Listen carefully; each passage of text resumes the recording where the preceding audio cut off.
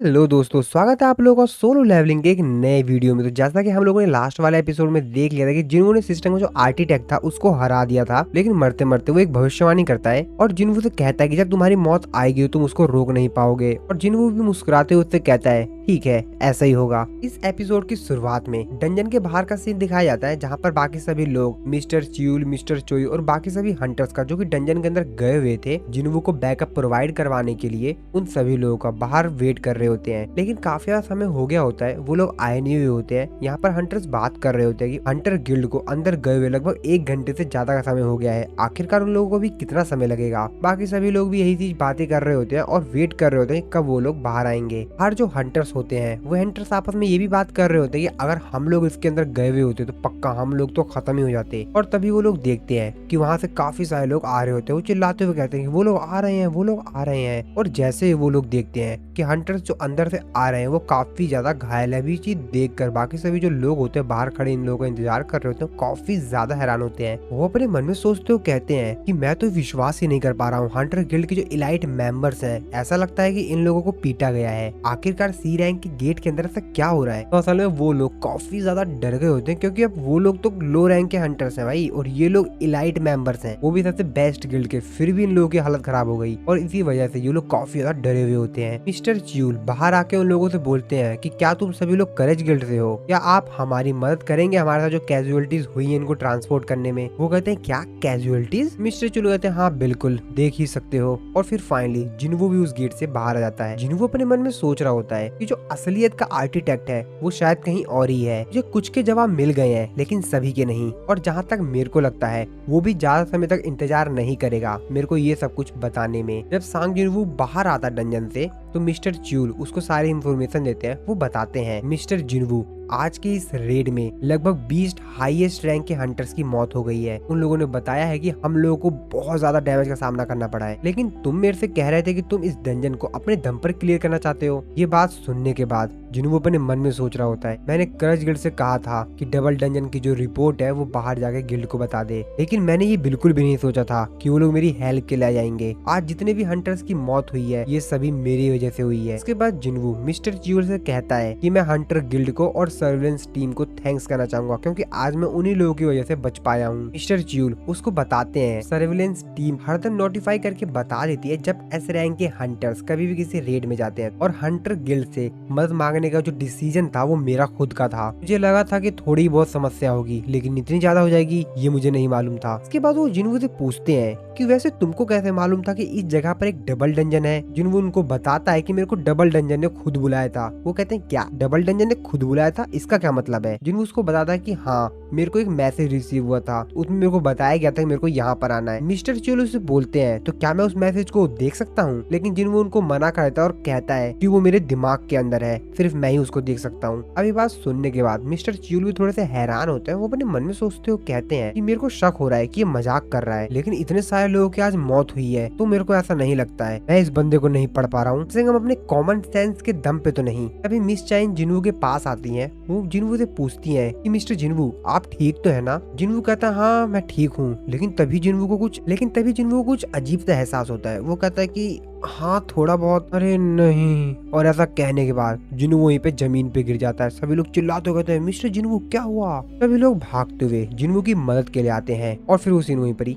Cut हो जाता है। इसके बाद अगले सीन में हम लोग कोरिया की उसी जगह को देखते हैं जहाँ पर एक बहुत बड़ा डंजन ओपन हो गया है, और वहाँ पर काफी सारी गाड़ी में भर भर के माना क्रिस्टल्स लाए जा रहे थे। और ये थोड़े बहुत माना क्रिस्टल्स नहीं थे, ये टन्स ऑफ टन्स माना क्रिस्टल्स थे। बड़े बड़े ट्रक में भर भर के काफी सारे माना क्रिस्टल्स यहाँ पर लाए जा रहे थे। इस रैंक का हंटर यूरी कहता है 2 लाख टन माना ऑफ क्रिस्टल्स, हाँ मुझे लगता है कि ये काफी ज्यादा इनफ होंगे एक मैजिकल सर्कल बनाने के लिए। और एक बार मैंने गेट के आसपास बैरियर बना दिया तो इन क्रिस्टल्स के अंदर से माना निकलना स्टार्ट हो जाएगी, और उस पॉइंट पर मैजिक सर्कल इतना ज्यादा सेल्फ सफिशिएंट हो जाएगा कि वो इस चीज को रोक पाए। लेकिन ये कितना अजीब है ना। तभी उनके बगल में जो असिस्टेंट होता है वो उससे पूछता है कि कोई दिक्कत है क्या सर, जिसपे वो कहता है कि अरे नहीं नहीं बैरियर तो एकदम परफेक्ट करेक्ट है, लेकिन मेरे को ऐसा सेंस हो रहा है कि हमारे आसपास कोई है। ये बात सुनने के बाद वो कहता है क्या मतलब? यूरी कहता है कि कौन हो तुम, अपने आप को मेरे सामने लाओ। लेकिन वहाँ पर कोई भी नहीं आ रहा होता है। वो भी सोच रहा होता है कि कोई तो है यहाँ पर, लेकिन दिख क्यों नहीं रहा है। जिसपे जो एम्प्लॉय होता है उससे पूछता है क्या किसी के पास इतनी ज्यादा पावरफुल सेंस हो सकता है कि वो इस जगह पर आ जाए,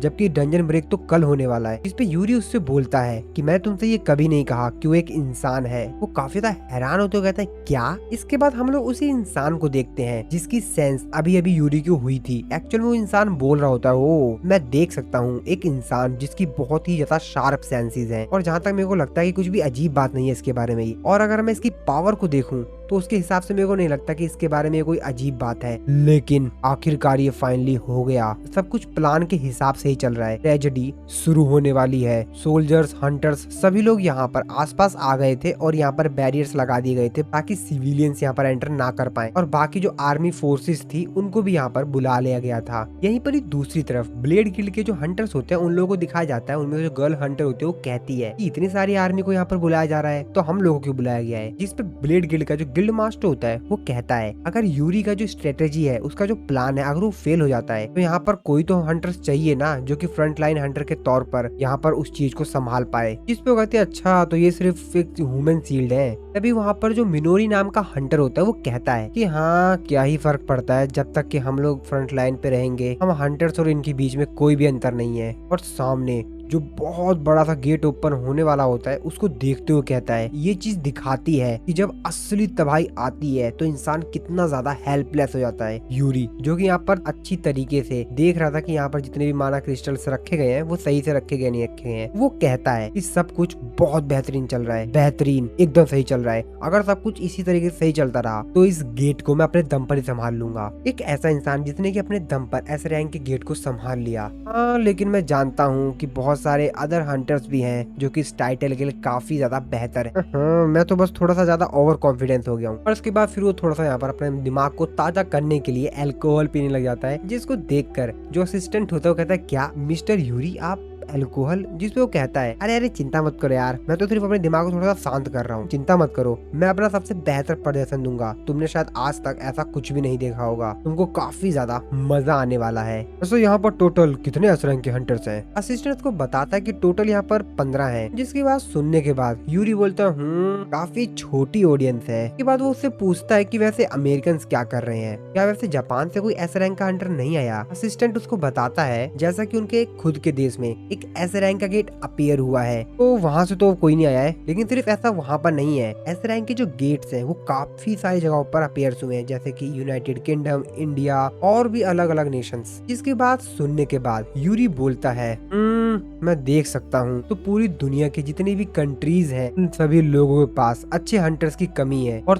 तभी उन लोगों के सामने जो गेट होता है वो ओपन हो जाता है, जिसको देखकर जो असिस्टेंट होता है कहता है हाँ? अरे गेट ओपन हो गया है। और जैसे वहाँ पर गेट ओपन होता है इस तरफ जिन्वू की तुरंत आँख खुलती है और फिर हम लोग को जिन्वू का सीन दिखाया जाता है, जहाँ पर जिन्वू एकदम से उठता है, चारों तरफ नजारा देखते हुए कहता है क्या मैं हॉस्पिटल में हूँ? अरे नहीं यार। और तभी वहाँ पर अंदर योजिन आता है। वो जिन्वू को बेड पे बैठा हुआ देख कर कहता है सर फाइनली आप उठ गए। जिन्वू भी उसको वहाँ पर देख कर कहता है मेरे साथ क्या हुआ? लेकिन योजिन जिन्वू को ठीक देख कर काफी ज्यादा तेजी से रोने लगता है। उससे बोलता है सर आप फाइनली उठ गए, मैंने तो सच में सोचा था कि आप मर गए, मैंने तो ये बिल्कुल भी नहीं सोचा था कि आप 3 दिन तक सोते रहेंगे। ये बात सुन के जिन्हों कहते क्या मैं 3 दिन से सो रहा हूँ? योजी उसको कहता है कि हाँ सर मेरे को आपकी काफी ज्यादा चिंता हो रही थी। लेकिन जिन्हू तो अपने मन में कुछ और ही सोच रहा होता है। वो कहते क्या 3 दिन तक? क्या सच में मेरे अंदर जो फटीग था वो इतना ज्यादा बन गया था? वैसे मेरे को लगता है कि मेरे को थोड़ा सा ब्रेक ले लेना चाहिए, लेकिन उससे भी ज्यादा जरूरी ये है कि उस आर्किटेक्चर ने एक्चुअल में जो मेरे को पूरा वॉर दिखाया था मेरे दिमाग से जा ही नहीं रहा है। लेकिन एक मिनट, मैं 3 दिन से सो रहा हूँ, मैं 3 दिन से सो रहा हूँ, इसका मतलब? तभी वो यूजिन को चिल्लाते हुए कहता है यूजिन जल्दी मेरे को सब कुछ अपडेट दो। यूजिन से कहता है कि हाँ अपडेट ठीक है, लेकिन किस चीज के ऊपर? जिन वो उससे बोलता है कि जो जापान में एस रैंक का गेट ओपन हुआ है उस चीज के बारे में, क्या हुआ वहाँ पर? यूजिन बोलता है अच्छा उस चीज की बात कर रहे हैं? हाँ वैसे। और फिर यूजिन वो स्टोरी सुनाने लगा था। इसके बाद फिर से हम लोग जापान में उस दिन का सीन देखते हैं कि एक्चुअली उस दिन क्या हुआ था। तो ये सीन वहीं से स्टार्ट होता है और जैसे ही गेट ओपन होता है उसमें से काफी सारे बड़े बड़े बीस्ट्स आने लग जाते हैं। अब इस चीज को देखकर यहाँ पर जो हंटर्स, आर्मी के लोग, बाकी सभी जो लोग होते हैं काफी ज्यादा हैरान होते हैं, क्योंकि ये बहुत ज्यादा बड़े बीस्ट थे। अब इन लोगों को देख कर वो लोग कहते हैं क्या जाइंट्स, ये तो जाइंट्स हैं। लेकिन ये लोग तो ज्यादातर समय एक बॉस के तौर पर जो हाईएस्ट लेवल के ए रैंक के गेट्स होते हैं वहीं पर अपीयर्स होते हैं। बाकी सभी लोग तो इन लोगों को देखकर डर रहे होते हैं, लेकिन यहाँ पर जो यूरी होता है वो तो बिल्कुल भी डर रहा होता है। वो कहता है ये सब तो मेरे लिए काफी ज्यादा आसान है, और अपनी पावर को दिखाते हुए कहता है कि अब मेरे पास आओ। और यहाँ पर आसपास जितने भी क्रिस्टल्स होते हैं उनमें से माना निकलना स्टार्ट हो जाती है, लेकिन उन बीस्ट्स को तो घंटा भी फर्क नहीं पड़ता है। और इसके बाद वो बीस्ट यहाँ पर जो उसने शील्ड बनाई हुई होती है उसको ब्रेक करने लगता है अपने वीपन की हेल्प से। अब इस चीज को देखकर यूरी कहता है वैसे बीस्ट्स को ज्यादातर ए रैंक के गेट्स में ही देखा जाता है, किसने सोचा था कि तुम यहाँ पर मिलोगे, लेकिन तेरे को क्या लगता है कि तू मेरा बैरियर ऐसे ही तोड़ देगा। और शायद यहाँ पर जो बीस्ट होता है उसकी इस बात को भाई सीरियस ले लेता है, और वो भाई सच में उसने जहाँ पर बैरियर बनाया हुआ होता है उसको ब्रेक कर देता है। यूरी की पूरी फट जाती है, उसका तो पूरा रूह कांप जाता है भाई, उसकी तो पूरे पसीने छूटने लगते हैं शरीर से। वो कहता है और वो बीस्ट उसके जो पूरा का पूरा उसने यहाँ पर बैरियर बनाया हुआ होता है उसको डिस्ट्रॉय कर देता है, और अपनी आंखों के सामने अपने बैरियर को टूटता हुआ देखकर यूरी की तो आंखें फटी की फटी रह जाती हैं। और वो सीन वहीं पर ही कट हो जाता है। इसके बाद प्रेजेंट में हम लोग सांग जिनवू को हॉस्पिटल में देखते हैं, जिसको कि असल में सारी कहानी योजिन बता रहा था। योजिन बताता है कि सर वो रेड फेल साबित हुई। ये बात सुन के जिनवू भी थोड़ा सा परेशान होता है। इसके बाद दूसरी तरफ हम लोग योजिन कंस्ट्रक्शन के चेयरमैन यो म्यूंग को देखते हैं, जो कि एक्चुअल में योजिन के फादर होते हैं, जो कि अपने ऑफिस की टेबल पर ही सो गए होते हैं। तभी उनकी आंख खुलती है, वो अपना सर पकड़ते हुए कहते हैं कि और तभी उनका जो सेक्रेटरी होता है वो वहाँ पर आता है। उसको देखकर चेयरमैन उससे बोलते हैं कि आखिरकार मैं कब से सो रहा था। सेक्रेटरी उनको बताता है कि सर आप लगभग 23 घंटे 46 मिनट से सो रहे हैं, और जैसा कि आपने मेरे को ऑर्डर दिया था कि अगर आप 24 घंटे के अंदर नहीं उठते हैं तो मैं आपको हॉस्पिटल ले जाऊँ, तो मैं बस कार को रेडी ही करवा रहा था। वैसे सर यहाँ पर 2 रिसेंटली न्यूज है जो कि आपको जरूर पता होनी चाहिए। वो उनको एक फाइल देते हुए कहता है कि पहला तो ये कि एक पेशेंट है जो कि असल में एटर्नल स्लमर से ठीक हो गया है। ये बात सुन के चेयरमैन काफी ज्यादा हैरान होता है, कहता है क्या एक ऐसा इंसान जो कि एटर्नल स्लमर से उठा है। वो फाइल को ओपन करते हुए कहता है कि हाँ सर, वो मिस्टर सांग जुनवू की मदर है। अब उनकी फाइल को देखकर चेयरमैन अपने मन में सोच रहा होता है, तो इसका मतलब कहीं ये तो नहीं है कि सांग जुनवू के पास इतनी ज्यादा पावर है कि वो एटर्नल स्लमर जैसी बीमारी को भी ठीक कर सकता है। जिसपे चेयरमैन कहता है कि हाँ चलो ठीक है, वैसे दूसरी न्यूज क्या है। इसके बाद सेक्रेटरी उनको सेकंड न्यूज बताता है। वो बताता है कि सर आपसे कोई मिलने के लिए आया है। इसके बाद वहाँ पर एक लेडी आती है। वो लेडी आकर वहाँ पर उससे पूछती है तुमको ये सब कुछ कब से मालूम था, और वो सीन वहीं पर ही कट हो जाता है। इसके बाद फिर से हम लोग को उसके आगे की कहानी बताई जाती है कि एक्चुअल में जब बड़े बड़े मॉन्स्टर्स उस डंजन को ब्रेक करके वहाँ से बाहर आने लग गए थे, तो योरी के साथ और बाकी लोगों के साथ वहाँ पर क्या हुआ। हम लोग को दिखाया जाता है कि वो बड़े बड़े जो बीस्ट्स होते हैं वो योरी को मार मार के उसकी हालत खराब कर देते हैं। हालांकि योरी वहाँ पर काफी ज्यादा ताकत लगाता है, लेकिन उससे उसको कोई भी फर्क नहीं पड़ता। और तभी उनमें से जो एक बीस्ट होता है वो उसको पकड़ के उसको उठाकर अपने मुंह में डाल लेता है। और ये सीन देखकर तो योरी काफी ज्यादा तेजी चिल्लाता है, लेकिन काफी ज्यादा देर हो गई होती है और वो बीस्ट योरी को खा जाता है। इसके बाद यहाँ पर जो आर्मी आई हुई थी वो भी अपने यहाँ पर वेपन से और जो भी उन लोगों के पास हथियार थे उससे यहाँ पर उन बीस्ट्स के ऊपर अटैक करते हैं। वो लोग हेलीकॉप्टर से भी उन बीस्ट्स के ऊपर अटैक करते हैं, लेकिन उन बीस्ट्स को तो कुछ भी फर्क नहीं पड़ता है। और वो बीस्ट्स आसपास जितनी भी सारे यहाँ पर उनके ऊपर अटैक किए जा रहे हैं जिन जिन चीजों से, उनको भी डिस्ट्रॉय कर रहे होते हैं। और ये सब कुछ जो नजारा था वो ब्लेड गिल्ड का जो गिल्ड मास्टर था वो भी देख रहा था। वो कहता है कि इस प्रकार के वेपन्स मैजिक बीस्ट के ऊपर काम नहीं करते, हमको यहाँ पर खड़े रहकर सिर्फ ये सब कुछ देखना नहीं चाहिए, हमको वहाँ पर चलकर उन लोगों को हराना चाहिए। इसके बाद बाकी सभी जो हंटर्स होते हैं वो भी उन मैजिक बीट्स के ऊपर अटैक कर देते हैं। उनमें से जो हंटर गर्ल होती है वो अपने मन में सोच रही होती है कि अगर मैं इसकी आंखों से गायब हो जाऊं तो ये हमारे मूव्स को देख ही नहीं पाएगा, लेकिन उससे पहले वो कुछ कर पाती। वो बीस्ट उसको एक पंच हिट करता है, हालांकि वो उस पंच से बच जाती है। वो अपने मन में सोचते हुए कहती है ये है तो बहुत बड़ा, लेकिन इसके साथ साथ इसके जो मूवमेंट्स है वो भी काफी ज्यादा फास्ट है। ये बीस्ट तो सच में काफी ज्यादा अलग है। हम इस समय टोक्यो की सिटी के ऊपर उड़ रहे हैं और हम इतने ऊपर से भी पूरी सिटी को बर्बाद होते हुए साफ साफ देख सकते हैं। क्या इस क्राइसिस से हंटर्स हम लोगों को बचा पाएंगे? और ये सारी जो न्यूज होती है ये पूरे ऑल ओवर द वर्ल्ड जा रही होती है, जिसको कि सांग जिनवू भी देख रहा होता है। वो अपने मन में सोचते हुए कहता है कि अगर इतनी तेजी से ये गेट बढ़ता रहा तो ये पूरे एशिया के लिए काफी ज्यादा खतरनाक साबित हो सकता है, जैसा कि जेजू आइलैंड पे हुआ था। मेरे को जल्द से जल्द कुछ करना होगा। तभी जिनवू की जो सिस्टर होती है जिन्हा, वो जिन्वू से बोलती है कि तुम मत जाओ जिन्वू, तुम मत जाओ। ये बात सुनकर जिन्वू पीछे देखता है। जिन्वू अपनी सिस्टर से बोलता है अब इसका क्या मतलब समझूं मैं। उसकी सिस्टर उससे बोलती है कि मैं जानती हूँ कि तुम वहाँ पर जरूर जाओगे और इसीलिए मैं तुमको वहाँ पे जाने के लिए मना कर रही हूँ। ये बात सुनकर जिन्वू थोड़ा सा सोचता है। जिन्वू अपनी सिस्टर से बोलता है कि अरे नहीं नहीं नहीं, मैं नहीं जाऊंगा। मैंने अपने ऊपर काफी ज्यादा लोड ले लिया है, मैं बहुत ज्यादा काम कर चुका हूँ, तो इसलिए मैंने सोचा कि मैं एक बहुत लंबा ब्रेक लूंगा, तुम चिंता मत करो। इसके बाद अगले सीन में हम लोग जिन्वू को देखते हैं जो कि पार्क में बैठा हुआ होता है। तभी वहाँ पर बेरू अपेयर होता है। जिन्वू बेरू से बोलता है कि बेरू बेरू उससे बोलता है कि हाँ बोलिए मेरे किंग। जिन्वू उससे बोलता है कि मैंने तुमसे कहा था कि तुम हरदम जिन्हा को देखते रहना, क्या तुम फिर से ड्रामा तो नहीं देखने लग गए ना। ये बात सुन के बेरू थोड़ा सा नाराज होता है। वो समझ जाता है कि किस चीज की बात कर रहे हैं। इस पे जिन्वू उससे कहता है कि चलो ठीक है, अच्छा ये बताओ वैसे वो कैसी है। बेरू उसको बताता है वो सोने के अलावा कुछ और काम नहीं करती मेरे किंग। जिन्वू ये बात सुन के अपने मन में सोच रहा होता है कि लगता है वो उस सदमे से अभी तक बाहर नहीं आई है। 4 साल पहले मेरे पहले रेड को छोड़कर उसने मुझे कभी भी रेड पर जाने से रोकने की कोशिश नहीं की। मम्मी को क्या करना चाहिए। तभी उसके सामने एक कार आके रुकती है। उसको देखकर वो सोचता है ये कौन आ गया। इसके बाद हम अगले सीन में देखते हैं कि एक्चुअल में ये कार चेयरमैन की थी जिसने की जिन्वू को यहाँ पर बुलाया था। जिन्वू उसके सामने बैठा हुआ होता है। जिन्वू उससे बोलता है कि आखिरकार तुम मेरे को यहाँ पर किसने बुलाया है, क्या काम है तुमको मेरे से। चेयरमैन यू उससे बोलते हैं कि हेलो जिन्वू, जैसा कि तुमको पहले से ही मालूम है कि मैं हूँ chairman Yu Myung, the chairman of Yojin construction. वो जिन्वू को एक खाली चेक देते हुए कहता है मैं कोई अकड़ू अमीर इंसान नहीं हूँ जो कि ये सोचता हो कि मनी से कुछ भी खरीदा जा सकता है, स्पेशली जब ये डील एक एस रैंक के हंटर के साथ की जा रही हो,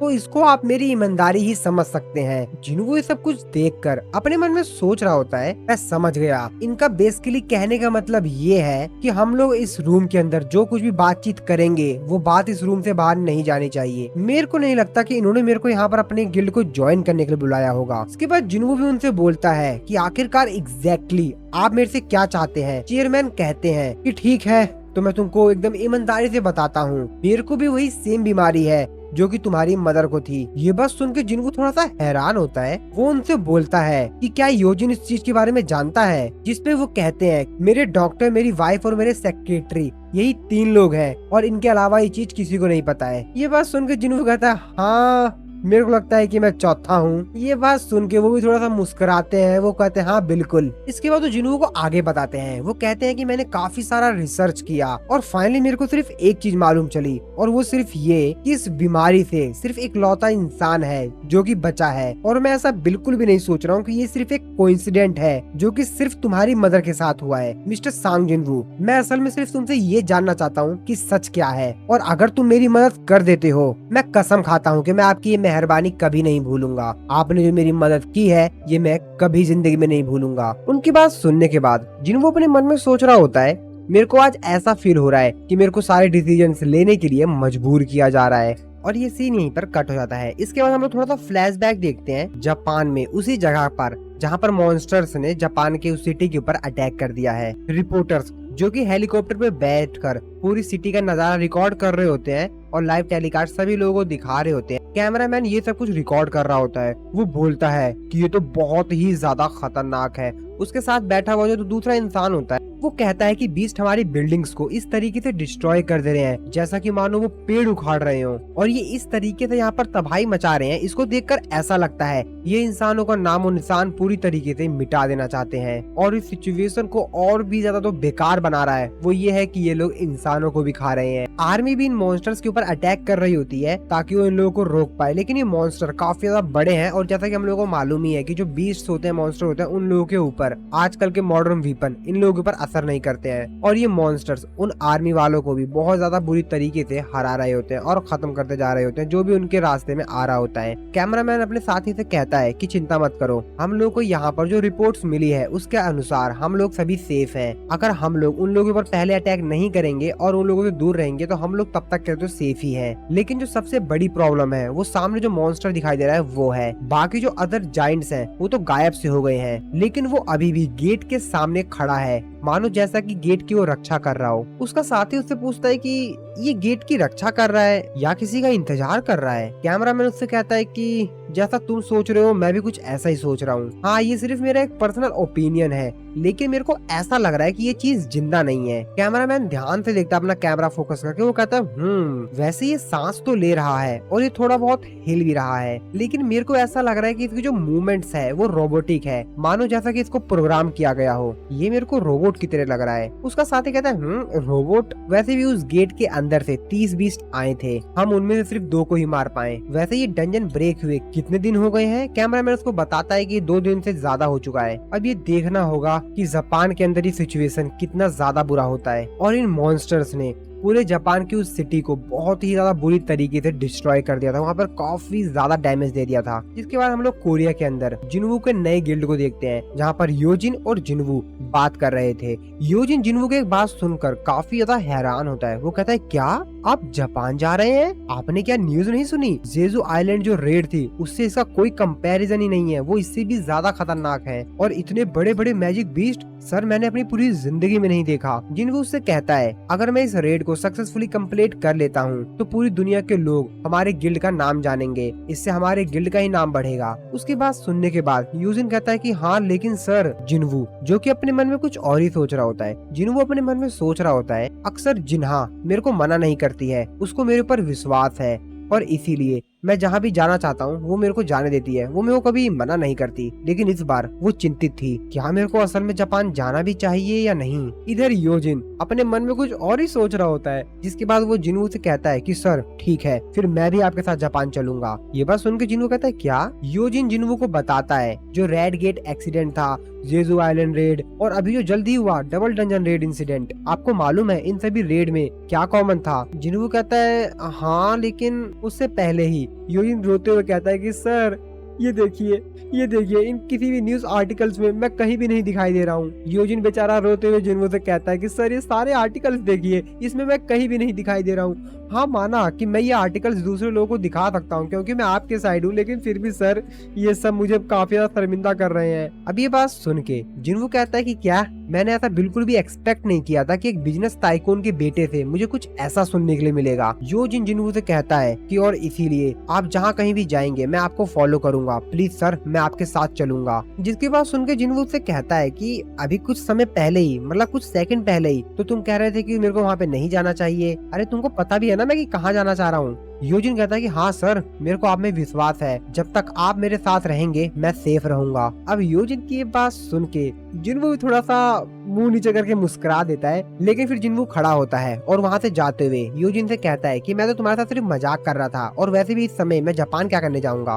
उसकी बात सुन के योजिन कहता है कि सर लेकिन जिनवू उससे कहता है कि हाँ मैं घर जा रहा हूँ, आज तुमने काफी बेहतर किया। और ऐसा कहकर जिनवू वहाँ से चला जाता है। योजिन बस जिनवू को देखता ही रह जाता है। इस तरफ हम लोग जिनवू को देखते हैं जो कि अपने गिल्ड से बाहर आ गया होता है। रास्ते में जाते समय जिनवू अपने मन में सोच रहा होता है, मैं अपने शैडो सोल्जर का इस्तेमाल नहीं कर पाया, लेकिन फिर भी जो सिस्टम का आर्किटेक्ट था वो मेरे जितना ही ताकतवर था। यहाँ तक कि मेरा जो लेवल है वो भी 100 से ज्यादा है। तो इसका मतलब ये है कि अभी भी ऐसे काफी सारे क्रिएचर्स हैं जो कि मेरे से ज्यादा पावरफुल हो सकते हैं, या शायद हो भी। वैसे भी ये बहुत बड़ी दुनिया है। अरे ऑफ कोर्स यार, मेरे से भी ज्यादा ताकतवर चीजें होंगी यहाँ पर। मेरे को इतना ज्यादा नहीं सोचना चाहिए और मेरे को ये सोचना तो बिल्कुल ही बंद कर देना चाहिए कि मेरे को लगता है कि सिर्फ इस सिचुएशन को मैं ही हैंडल कर सकता हूँ। मैं कोई हीरो नहीं हूँ। जिनवू अपने घर में पहुँच जाता है, वो अपनी मॉम को आवाज लगाता है। जिनवू की आवाज सुन के उसकी मॉम उसे कहती है कि जिनवू वैसे तुमने अभी तक खाना तो नहीं खाया है ना? जिनवू उससे कहता है कि नहीं, क्यों? तो असल में जिनवू की मॉम ने यहाँ पर काफी सारा खाना बनाया हुआ होता है आज। जिनवू अपने मन में अभी भी वही चीज सोच रहा होता है। वो कहता है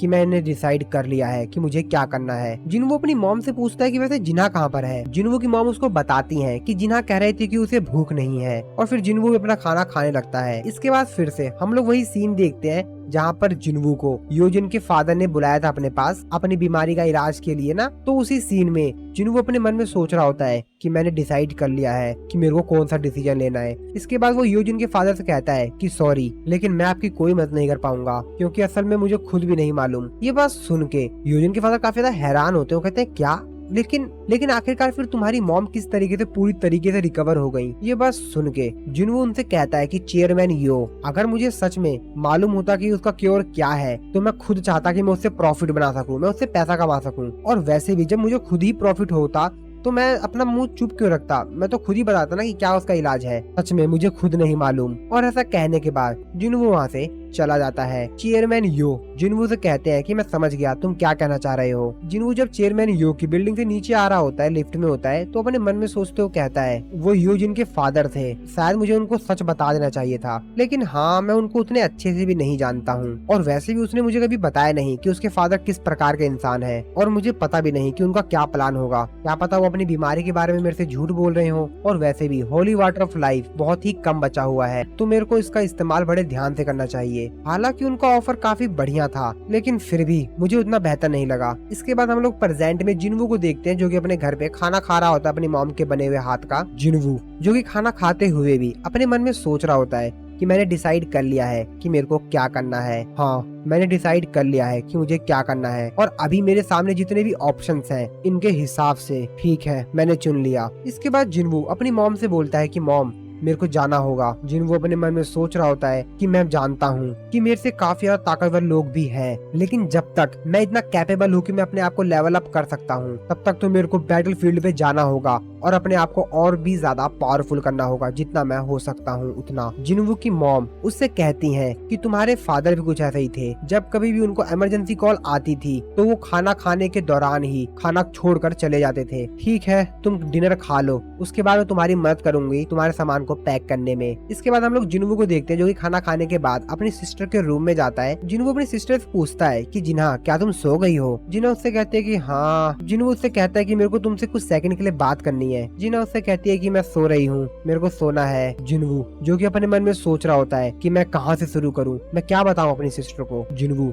जो कि अपनी सिस्टर के साइड में आके बैठ जाता है और उससे कहता है कि अभी रिसेंटली जो रेड हुई थी, मैं उस रेड में ऑलमोस्ट मरते मरते बचा, लेकिन जिनवू की सिस्टर कोई भी रिप्लाई नहीं दे रही होती, बिल्कुल भी मूवमेंट नहीं कर रही होती है। अब इस चीज देखकर जिनवू अपनी सिस्टर के ऊपर चिल्लाते हुए कहता है वेट एक मिनट, अरे मैं मजाक नहीं कर रहा हूँ, अरे सच में मैं मरते मरते बचा हूँ, मतलब मैं बस मरने ही वाला था, अरे मैं मजाक नहीं कर रहा हूँ, सच में काफी ज्यादा डेंजरस सिचुएशन थी। लेकिन फिर जिनवू दोबारा से शांत हो जाता है। वो कहता है कि लेकिन इसके बावजूद भी मैं किसी तरीके से जिंदा वापस आ गया, और मैं जितनी बार भी घर वापस आता हूँ मैं हर बार काफी ज्यादा ग्रेटफुल होता हूँ, और मैं इस बार भी वापस जरूर आऊंगा। और अपनी सिस्टर के सर पे हाथ रखते हुए उससे थैंक्स बोलता है। थैंक्स इस चीज के लिए कि तुमने इन सालों में मेरे से कभी भी नहीं बोला कि मैं घर पर रहूं। ये बात सुनने के बाद जिनवू की सिस्टर जिन्हा उसकी भी आंखों में आंसू हो जाता है। उसका काफी ज्यादा रोने का मन कर रहा होता है, लेकिन वो रोती नहीं है, वो सिर्फ उसकी आंखों में से आंसू आ रहा होता है। वो अपने ब्रदर से कहती है लेकिन फिर भी तुम नहीं माने ना। जिनवू से कहता है कि चिंता मत करो,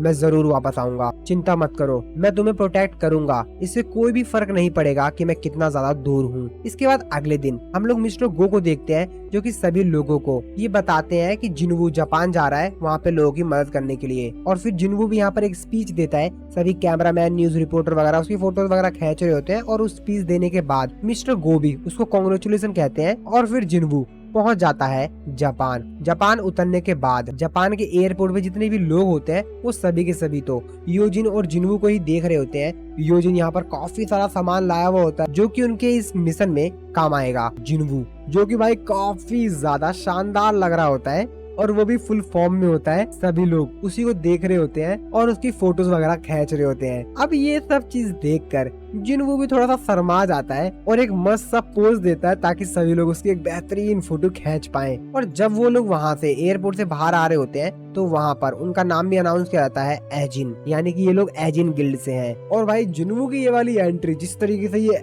एंट्री ले रहा है ना जापान के अंदर, वो काफी ज्यादा मस्त है भाई। फुल टफन में चल रहा है बंदा, देख रहे हैं इसको यार। वैसे भी एस रैंक का हंटर बन गया है जिनवू अब, तो भाई जोश में तो होगा ही ना।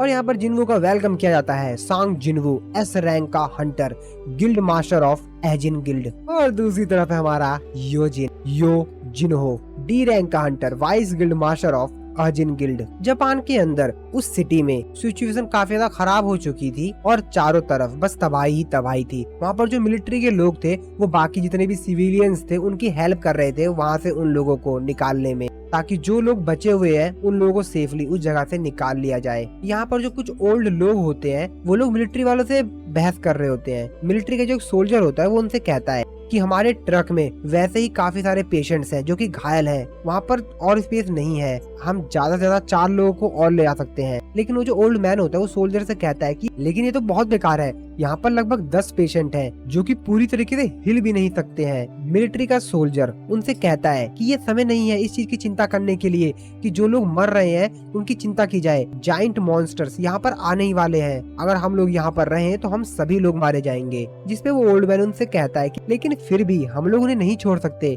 मैंने अपनी वाइफ से प्रॉमिस किया था।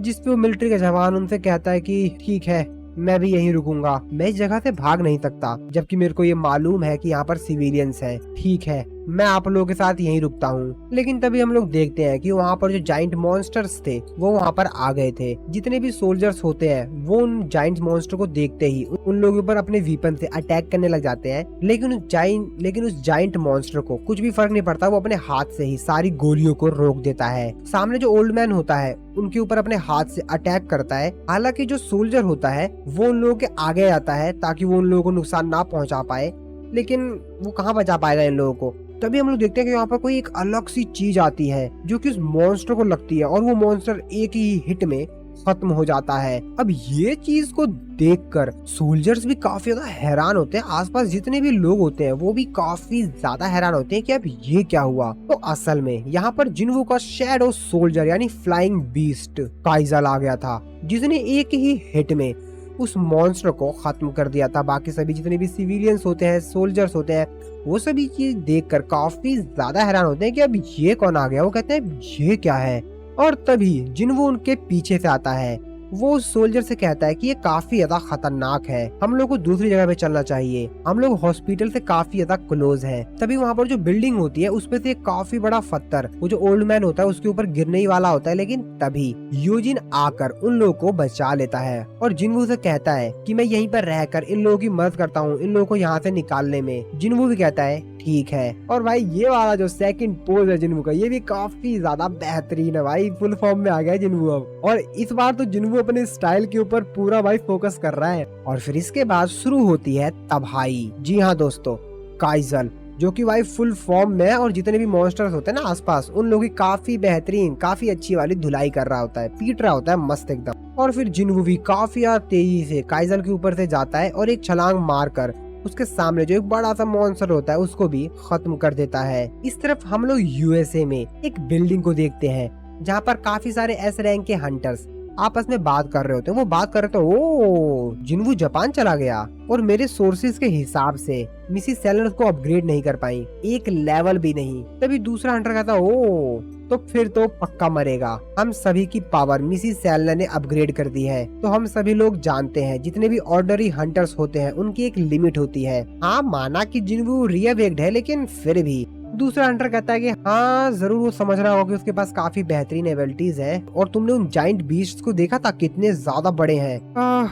वो जरूर मारा जाएगा। और मेरे को लगता है, और जहाँ तक मेरे को लगता है उसने उस जो एंट को हराया था वो भी बस ऐसा ही हो गया होगा। मैं अपनी नाव को दाव पे लगाता हूँ कि वो एक ही दिन के अंदर मारा जाएगा। तभी दूसरा हंटर कहता है कि मैं अपने पूरे घर को ही दाव पे लगाता हूँ, वो 2 घंटों के अंदर मारा जाएगा। पीछे से थॉमस एंड्री की आवाज आती है। वो कहता है कि अगर ऐसी बात है तो मैं बैट लगाता हूँ। हालांकि मैं इस चीज को लेकर श्योर नहीं हूँ, लेकिन फिर भी मैं अपने पूरे स्कैवेंजर गिल्ड की बिल्डिंग को ही बैट पे लगाता हूँ कि सांग जिन्वू सरवाइव कर जाएगा। और वैसे मैं तुम सभी लोगों को सजेशन देना चाहता हूँ कि तुम सभी लोग हमारे पीछे हमारे बैक यार्ड में जो एस रैंक का गेट ओपन हुआ है ना उस पे ध्यान दो। मैं तो इस चीज को लेकर काफी ज्यादा आश्चर्य में हूँ कि आखिरकार तुम में से कितने कल का जो डंजन ब्रेक है उसके बाद यहाँ पर दिखोगे। आसपास जो हंटर होते हैं वो तो भाई बस कुछ और ही अपने मन में सोच रहे होते हैं, इसको कह रहे होते हैं यार ये दिमाग खराब कर रहा है। दूसरा हंटर अपने मन में सोचते हुए कहता है कि अरे यार इसको इग्नोर करो यार, छोड़ो छोड़ो इसको छोड़ो। थॉमस एंड्रे कहता है कि वैसे जापान इस समय काफी ज्यादा अच्छी जगह है। इसके बाद फिर से हम लोग जापान में उसी सिटी पे देखते हैं जहाँ पर हेलीकॉप्टर बैठा हुआ जो रिपोर्टर होता है वो सब कुछ रिकॉर्ड कर रहा होता है और वो ये चीज भी रिकॉर्ड कर रहा होता है इन मॉन्स्टर्स को कोई मार रहा है। कैमरामैन का साथ ही चिल्लाते हुए कहता है कि सभी लोग अपने घर से देख रहे हो ना,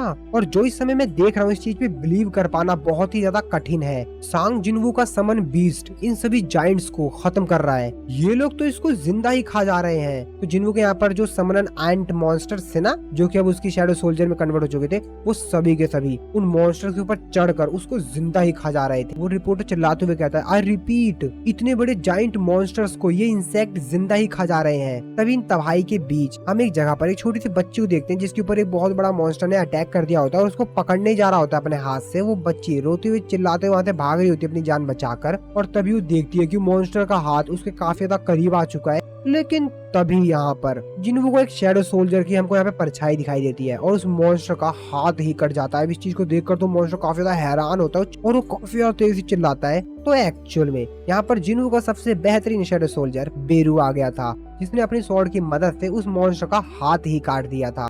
अब वो मॉन्स्टर चिल्ला ही रहा था भाई, गुस्से में था, वो बेरू को मारने वाला था, उसके ऊपर अटैक करने वाला था, लेकिन उससे पहले वो कुछ कर पाता। तभी हम लोग को जिन्वू के एक और दूसरे शैडो सोल्जर की परछाई दिखाई देती है, जो कि था आयरन। आयरन काफी तेजी से अपना हथौड़ा लेकर आता है और उस मॉन्स्टर के ऊपर मारता है, और वो मॉन्स्टर बेचारा एक ही बार में मर जाता है। और आयरन उस मॉन्स्टर को मारने के बाद काफी ज्यादा तेजी से चिल्लाता है। वो छोटी सी बच्ची जो कि अभी तो कुछ समझ ही नहीं पाई थी कि अभी उसके सामने क्या हो गया, जिन्वू भी दूर से ये सब कुछ तबाही देख रहा होता है जो अभी यहाँ पर आयरन और बेरू ने मिलकर की थी। जिन्वू भी अपने मन में सोचते हुए कहता, आयरन ने अपनी रैंक अप करने के बाद ये पहली बार है जो उसने अपनी ताकत दिखाई है।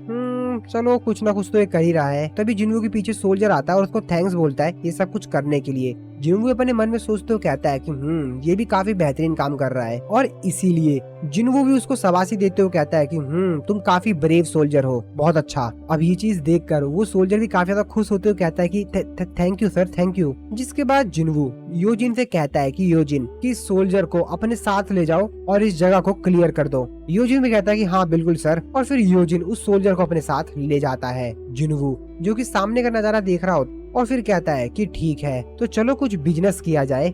और फिर जिन्वू बोलता है अराइज। इस एपिसोड की शुरुआत में हम लोग हंटर एसोसिएशन का जो हेडक्वार्टर होता है वहाँ पर देखते हैं। आसपास जो लोग होते हैं वो डायरेक्टर मात्सुगुमोतो को बता रहे होते हैं कि जिन जगहों पर मॉन्स्टर्स अपीयर हुए थे और तबाही मचा रहे थे वो उन सभी जगहों को रिकवर कर लिया गया सक्सेसफुली, यानी कि वहाँ के जो मॉन्स्टर्स है उनको खत्म कर दिया गया है। ऐसे वो बंदा काफी सारी जगहों का नाम बताता है। अभी चीज सुनकर काफी ज्यादा हैरान होते हुए डायरेक्टर मात्सुगुमोतो कहते हैं क्या आखिरकार पॉसिबल कैसे, ऐसा हो ही नहीं सकता है, क्योंकि उनको भी असल में समझ में आ नहीं रहा था कि आखिरकार ये सब कुछ कैसे हो सकता है, क्योंकि वो मॉन्स्टर्स काफी ज्यादा बड़े थे। तभी डायरेक्टर सागमोतो अपने मन में सोचते हुए कहते अरे नहीं, गो तो सही था, वो आंखें मैंने जब पहली बार उसको एयरपोर्ट पर देखा था। मैं वैसे अनगिनत हंटर्स से मिला हूँ, लेकिन जब मैं उससे पहली बार मिला वो कुछ अलग था, वो उनकी तुलना में काफी ज्यादा पावरफुल था। इसके बाद हम लोग जिन्वू जब एयरपोर्ट पर आया था तो डायरेक्टर मात्सुमोतो उससे मिलने के लिए गया हुआ था, तो वहीं का सीन देखते हैं जहाँ पर वो जिन्वू का वेलकम करता है और उससे बोलता है कि आपसे मिलकर अच्छा लगा। हम लोग इस समय काफी ज्यादा गड़बड़ सिचुएशन में, तो मैं आशा करता हूँ कि आपको सब कुछ पहले से ही पता होगा, तो मैं डायरेक्टली पॉइंट पर आता हूँ। तो जो जाइंट मॉन्स्टर्स हैं वो इस समय ओसाका की तरफ जा रहे हैं, तो सबसे पहले आप ओसाका पे जाइए और वहां पर उनको हराइए।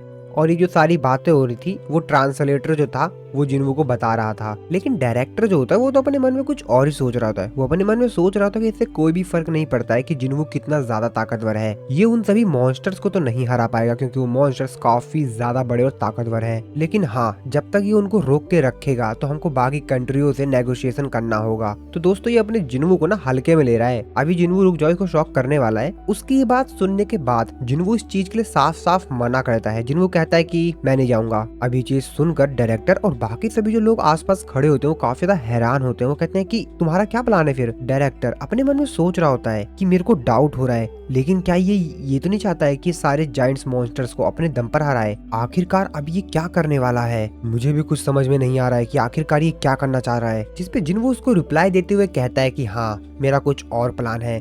इसके बाद हम लोग प्रेजेंट का सीन देखते हैं जहाँ पर जिन्वू ने उसके सामने जितने भी मॉन्स्टर्स को उसने अभी हराया था उन सभी को अपने शैडो सोल्जर में ऐड कर लेता है। इन सभी शैडो सोल्जर को जिन्वू देखते हुए कहता तो तुम सभी नंबर 1 2 3 4 5। लेकिन तभी बेरू जिन्वू से कहता है कि माई किंग शायद ये छठा है क्योंकि हमने एक और को हरा दिया है। जिन्वू योजिन से बोलता है कि क्या तुम खाना खाने जा रहे हो, वो भी मेरे बिना। इंतजार करो, मैं भी वापस आ रहा हूँ। योजिन भी कहता है हाँ ठीक है, लेकिन जिनवू तो अपने मन में सोच रहा होता है कि मेरे को अपने शैडो एक्सचेंज स्किल का इस्तेमाल करके आसपास जितने भी मॉन्स्टर्स हैं उनको भी सोल्जर्स बना लेना चाहिए, लेकिन वो लोग मेरे से काफी ज्यादा दूर हैं। लेकिन फिर भी एक चीज है जो कि स्टार्ट हो गई होगी। तो असल में जिनवू ने इसके जितने भी शैडो सोल्जर्स थे अवेलेबल उन सभी को जापान के अलग अलग जगहों पर भेज दिया था, जो कि उन बड़े जाइंट मॉन्स्टर्स को मारने में हंटर्स की मदद कर रहे थे। हम लोग जिनवू के शैडो सोल्जर्स को देखते हैं, जैसे कि आयरन और बाकी सभी शैडो सोल्जर्स जो कि बड़े बड़े मॉन्स्टर्स को मार मार के उनको खत्म कर रहे थे। जिनवू आगे कहता है मेरे शैडो सोल्जर्स ऐसा इसलिए कर पा रहे हैं क्योंकि मेरे पास काफी ज्यादा माना है, और अगर ऐसा ही चलता रहा तो मेरी विक्ट्री जरूर होगी। ऐसा कोई तरीका ही नहीं है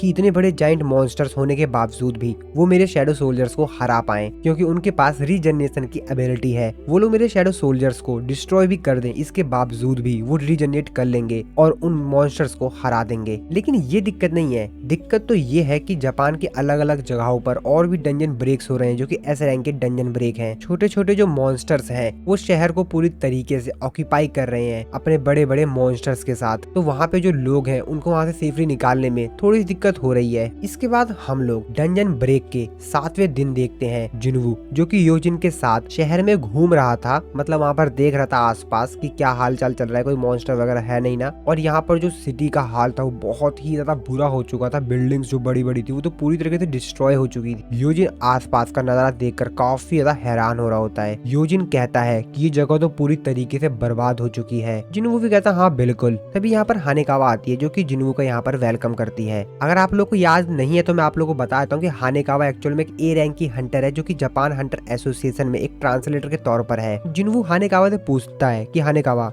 यहाँ पर कोई और हंटर तो नहीं है ना। हानेकावा उसको बताते कि हाँ टोक्यो में इस समय मेरे अलावा कोई और हंटर नहीं है। जिसके बाद हानेकावा जिनवू को आगे बताती है कि टोक्यो में इतना ज्यादा लॉस हुआ है, हम लोगों को इतना ज्यादा नुकसान हुआ है कि हम लोगों को तो पता भी नहीं कि हमको कितना ज्यादा नुकसान हो गया है। और जो जाइंट मॉन्स्टर्स थे वो जापान के अदर जो अलग अलग पार्ट्स हैं, जगह है, वहाँ पर चले गए हैं। इस समय हम लोगों के पास टोटल 16 एस रैंक के हंटर्स हैं, आपको मिलाकर 6 जापानीज हैं, 2 चाइनीज हैं, 3 कैनेडियन है, 2 इंडियन है और एक रसिया और यूके से आए हैं। टोटल यहाँ पर 6 ग्रुप है। इसके बाद वो एक एक करके सभी हंटर्स का नाम बताती है कि कौन कहाँ से आया हुआ है। फिर हानेकावा जिनवू को आगे बताती है कि ज्यादातर जो मॉन्स्टर्स हैं वो एक साथ चल रहे हैं, यानी कि झुंड में चल रहे हैं, और इसीलिए उनको हरा पाना काफी ज्यादा डिफिकल्ट हो रहा है। एक ए रैंक के गेट के जो बॉस होता है ना उससे भी ज्यादा डिफिकल्ट। जिनवू जो कि अपने मन में सोच रहा होता है कि टोटल 3 एस रैंक के हंटर्स मारे गए हैं, तो इसके हिसाब से जरूर काफी सारे ए रैंक के हंटर्स भी मारे गए होंगे। हानेकावा जिनवू को आगे बताती है कि टोटल 31 जाइंट मॉन्स्टर्स अपीयर हुए थे और उनमें से काफी सारे तो चाइना की तरफ ही जा रहे हैं। हम लोगों के पास मैन पावर की कमी थी जिस वजह से हम लोग उनको हरा नहीं पा रहे थे, लेकिन तुम्हारी वजह से हमने काफी सारे जाइंट मॉन्स्टर्स को हरा दिया है। और इस बात के लिए जिनवू का वो थैंक्स भी कहती है। और बाकी बचे हुए जो जाइंट मॉन्स्टर्स हैं उन लोगों को तुम्हारे शैडो सोल्जर्स और हमारे जो अदर हंटर्स हैं उनके द्वारा हरा दिया गया है और काफी सारे को हराया जा रहा है। ये बात सुन के जिनवू कहता अच्छा तो ऐसी बात है, तो इसका मतलब ये है कि सिर्फ ये जो मेरे सामने है यही बचा हुआ है। तो जिनवू के सामने जो एक बहुत बड़ा सा मॉन्स्टर था जो कि अभी तक बचा हुआ था वो इन बाकी सभी मॉन्स्टर से बहुत ज्यादा बड़ा था, जिसको कि अभी तक किसी ने भी नहीं मारा था। तो जिनवू उसी की बात कर रहा था। जिनवू सामने सिटी का नजारा देखते हुए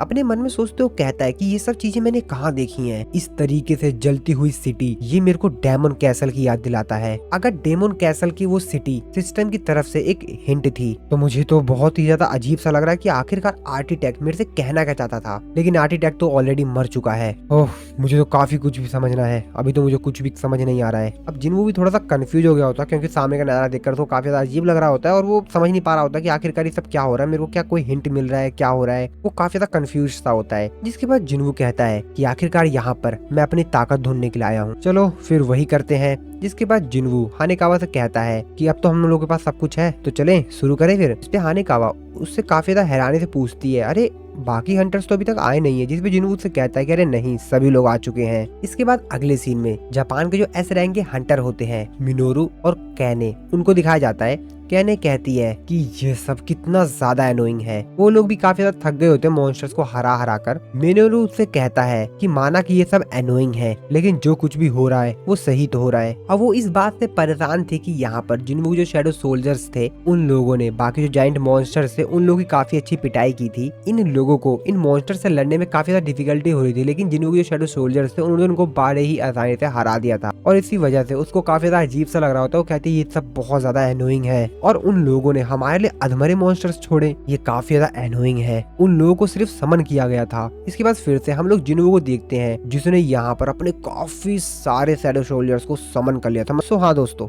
वीडियो अगर अभी तक अच्छी लगी तो वीडियो को लाइक कर देना, क्योंकि इसके बाद भाई बहुत बड़ी तबाही होने वाली है। जिनवू बहुत भयंकर तबाही करेगा और बस आप लोगों को मजा ही आ जाएगा। तो फटाफट वीडियो को लाइक जरूर से कर देना और एक अच्छा सा कमेंट भी कर देना। कमेंट तो आप लोग बाद में भी कर देना। इसके बाद हम लोग जिनवू को देखते हैं जिसने अपने बाकी सभी जितने भी फेवरेट शैडो सोल्जर्स थे, टैंक, आयरन पर समन कर लिया था। हानेकावा इतने सारे मॉन्स्टर्स को एक साथ यहाँ पर देखकर काफी ज्यादा हैरान होती है। और जिनवू का शैडो सोल्जर बेरू जो कि काफी ज्यादा तेजी से उड़ते हुए आता है और सीधा जिनवू के पास आके रुकता है। बेरू ने इस तरीके से एंट्री मारी हुई होती है कि योजिन बेचारा काफी ज्यादा डर गया था, क्योंकि वो एकदम बैक से आया था और योजिन के सामने आके लैंड हुआ था। और हानेकावा जो कि योजिन से भी ज्यादा हैरान हो गई थी, लेकिन जिनवू को तो भाई बिल्कुल भी फर्क नहीं पड़ा था। जिनवू तो अपने हीरो के एकदम खड़ा था, जैसे उसको तो मालूम है कि पीछे कौन आया है, क्या होने वाला है। और जिनवू बेरू को एक अच्छी सी प्यारी सी स्माइल देते हुए उसकी तरफ देखते हुए कहता है कि ओ तो तुम सब आ गए हो, तुम सभी ने अच्छा काम किया। बेरू भी जिनवू को कहता है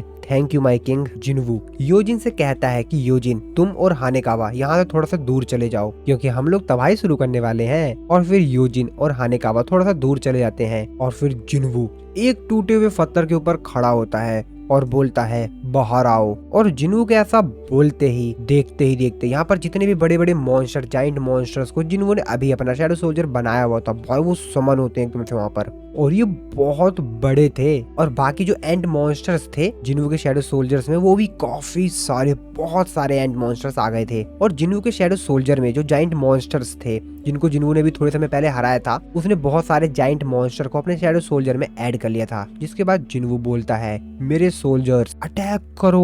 और फिर इसी सीन के साथ हमारा ये वाला जो एपिसोड है, आज चिंता मत करो अभी तक एपिसोड खत्म नहीं हुआ है, आगे कंटिन्यू करते हैं। तो जिनवू के अटैक बोलते ही जितने भी जिनवू के शैडो सोल्जर होते हैं वो सामने खड़ा जो उनके बड़ा सा जाइंट मॉन्स्टर होता है उसके ऊपर अटैक कर देते हैं। और मॉन्स्टर भी तैयार होता है इनसे फाइट करने के लिए, मानो जैसा उसको तो कोई फर्क ही नहीं पड़ रहा कि उनके सामने क्या चीज आ रही है। वो तो एकदम फुल जोश में खड़ा होता है कि इन सबको देख लूंगा। और जिनवू के सभी शैडो सोल्जर्स एक साथ काफी ज्यादा स्पीड में उसकी तरफ बढ़ रहे होते हैं उसको खत्म करने के लिए। और जिनवू दूर खड़ा ये सब कुछ देख रहा होता है और तभी जिनवू की आंख खुली रह जाती है, क्योंकि वो कुछ और ही अलग चीज देखता है। एक्चुअल में यहाँ पर जो बड़ा सा मॉन्स्टर था उसने जिनवू के शैडो सोल्जर्स के ऊपर अटैक किया था और इस अटैक से जिनवू के शैडो सोल्जर्स काफी ज्यादा दूर दूर जाके गिर गए थे। और जिनवू इस चीज को देखकर काफी ज्यादा हैरान था। जिनवू अपने मन में सोचते हुए कहता है कि क्या पावर है यार, इसने सिर्फ अपने आप को एक बार घुमाया है और इसने मेरे सैकड़ों शैडो सोल्जर्स को हरा दिया। इसका साइज तो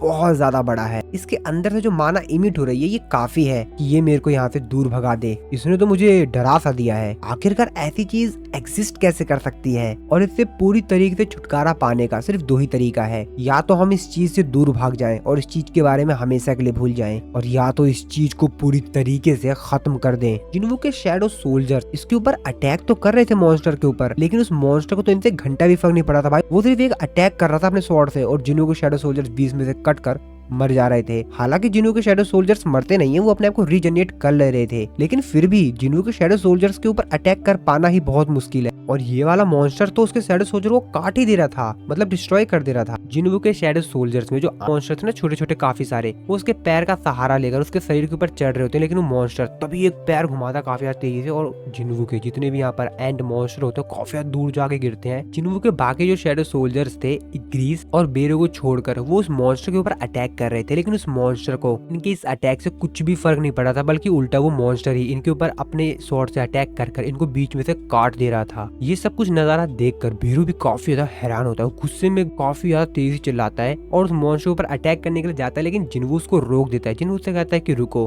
अभी नहीं। जिन्वू उस मॉन्स्टर की तरफ ही देख रहा होता है, वो अपने मन में सोच रहा होता है कि ये तो मेरे एक्सपेक्टेशन से भी बहुत ज्यादा ताकतवर है, मेरे पास इतनी ज्यादा माना नहीं है, लेकिन फिर भी मैं इसके ऊपर और भी ज्यादा अटैक करूंगा ताकि मैं इसकी वीकनेस को पता लगा पाऊं। जिन्वू की जो माना लेवल थी वो भी बहुत ज्यादा तेजी से घट रही थी, क्योंकि जिन्वू के जो शैडो सोल्जर्स थे जब वो मॉन्स्टर के ऊपर अटैक कर रहा था तो वो डिस्ट्रॉय हो जा रहे थे और अपने आप को रीजनरेट कर रहे थे। जिन्वू की इस तरीके से काफी ज्यादा माना खत्म हो रही थी, बहुत ज्यादा तेजी से जो जिन्वू की माना थी वो खत्म होती जा रही थी, लेकिन फिर भी जिन्वू मानता नहीं और अपने शैडो सोल्जर्स थे उसके ऊपर लगातार अटैक करवा रहा होता है। जिन्वू के जो बाकी शैडो सोल्जर्स थे अच्छे वाले, वो भी उसके ऊपर अटैक कर रहे थे और वो मॉन्स्टर उनको भी मार रहा था। जिन्वू की जो माना लेवल थी वो 90,000 के आसपास आ गई थी।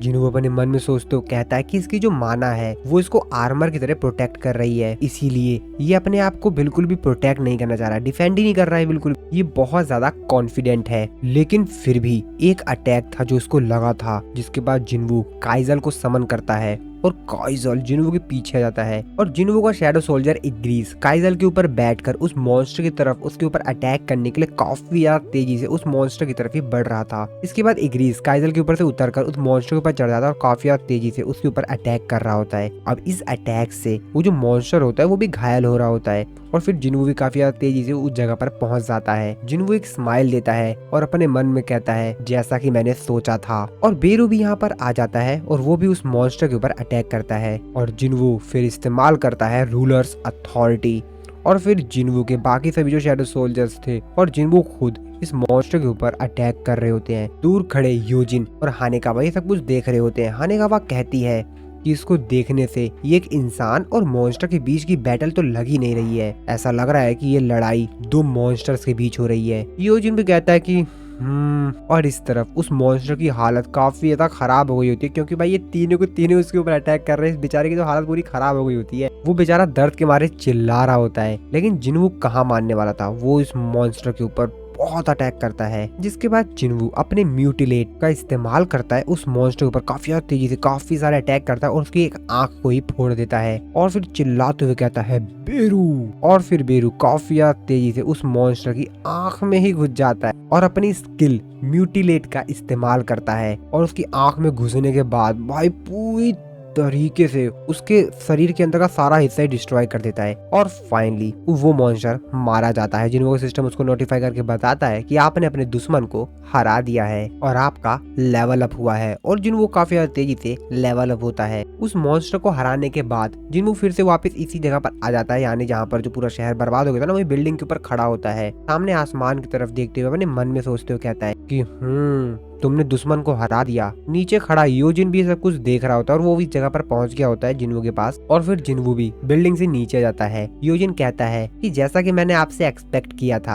आपने वैसा ही किया, आपने उस जाइंट बॉस को हरा दिया। जिन्वू अपने मन में सोचते हुए कहता है कि लेकिन जो मैसेज आता है कि आपने डंजन के ऑनर को मार दिया है, वो मैसेज क्यों नहीं आया? तो इसका मतलब ये है कि रेड अभी तक खत्म नहीं हुई है और जो ब्लैक स्मोक होती है वो भी बाहर नहीं आई है। इसका मतलब ये है कि मैं इसकी शैडो एक्सट्रैक्शन नहीं कर सकता हूँ। लेकिन फिर भी जिन्वू ट्राई करता है, लेकिन उसका सिस्टम उसको मना करता है और कहता है कि शैडो एक्सट्रैक्शन इस टारगेट के ऊपर इस्तेमाल नहीं किया जा सकता है। जिन्वू कहता है जैसा कि मेरे को लगा ही था। तभी जिन्वू को ऐसा लगता है कि आसपास कुछ हलचल हो रही है और तभी वहाँ पर बेरू आता है उसी मॉन्स्टर के अंदर से निकलकर, क्योंकि बेरू जब उसके ऊपर अटैक किया था उसकी आंख में से वो उसके अंदर ही घुस गया था, तो उसके मुंह से बाहर आता है। बेरू कहता है कि माय किंग मैं हूँ। जिन्वू कहता है ओ अच्छा ये तुम हो क्या? जिन्वू अपने मन में सोच रहा होता है कि जो मैजिकल एनर्जी है वो बहुत ही ज्यादा पावरफुल है, क्योंकि मुझे तो पता भी नहीं चला कि यहाँ पर बेरू था। इसने बेरू के प्रेजेंस को ही ब्लॉक कर दिया था। ये मर चुका है लेकिन फिर भी इसके बावजूद भी ये बहुत ज्यादा ताकतवर है। हालांकि ये मरा हुआ है लेकिन फिर भी ये बहुत ज्यादा ताकतवर है। इस एनर्जी है मैजिकल पावर, उसके मरने के बाद भी बहुत है। तभी यहाँ पर एकदम से बहुत तेजी से लाइट चमकती है। जिन्वू देखकर काफी ज्यादा हैरान हो जाता है। जिन्वू अपने मन में सोचते हुए कहता है कि ये मैजिकल एनर्जी ये क्या है? क्या यूजिन सेफ है? तभी जिन्वू पीछे देखता है तो एक्चुअल में इग्रीस ने यूजिन को बचा लिया था। जिन्वू अपने मन में कहता है ओह मेरे को राहत मिली। लेकिन एक मिनट, ये गेट इस जाइंट की मैजिकल पावर को एब्सॉर्ब कर रहा है। अब इस चीज को देखकर जिन्वो को भी काफी ज्यादा कंफ्यूजन से होती है, उसको भी एक्चुअली में कुछ समझ ही नहीं आ रहा होता है। जिन्वो अपने चेहरे पर देखता है तो उसके चेहरे पर एक कट लग गई होती है। जिन्वो अपने मन में सोच रहा होता है कि इसकी मैजिकल एनर्जी इतनी ज्यादा पावरफुल थी कि इसने मेरे को कट लगा दिया और ऐसा आज से पहले कभी नहीं हुआ। तभी जिन्वो योजिन से कहता है कि योजिन तुम यहीं पर इंतजार करो, मैं गेट के अंदर जा रहा हूँ और चेक करके आता हूँ कि आखिरकार अंदर क्या हो रहा है। योजिन भी कहता है हाँ ठीक है सर, थोड़ा सा केयरफुल रहिएगा। और फिर जिन्वो बेरू के साथ उस गेट के अंदर चला जाता है देखने के लिए कि आखिरकार क्या मामला चल रहा है। और जिन्वो इस गेट के अंदर एक काफी बेहतरीन स्टंट मारते हुए आता है, मतलब उड़ता हुआ आता है भाई, और सीधा लैंड करता है जमीन पर। तभी जिन्वो आसपास का नजारा देखता है, वो ये देखकर काफी ज्यादा हैरान होता है कि ये सब क्या सीन है यहाँ पर। वहाँ पर पूरा महल सा बना हुआ होता है, एकदम VIP महल। जिन्वो सामने का नजारा देखते हुए कहता है कि ये तो बहुत बड़ा है। हाँ वैसे इसको इतना बड़ा होना भी चाहिए,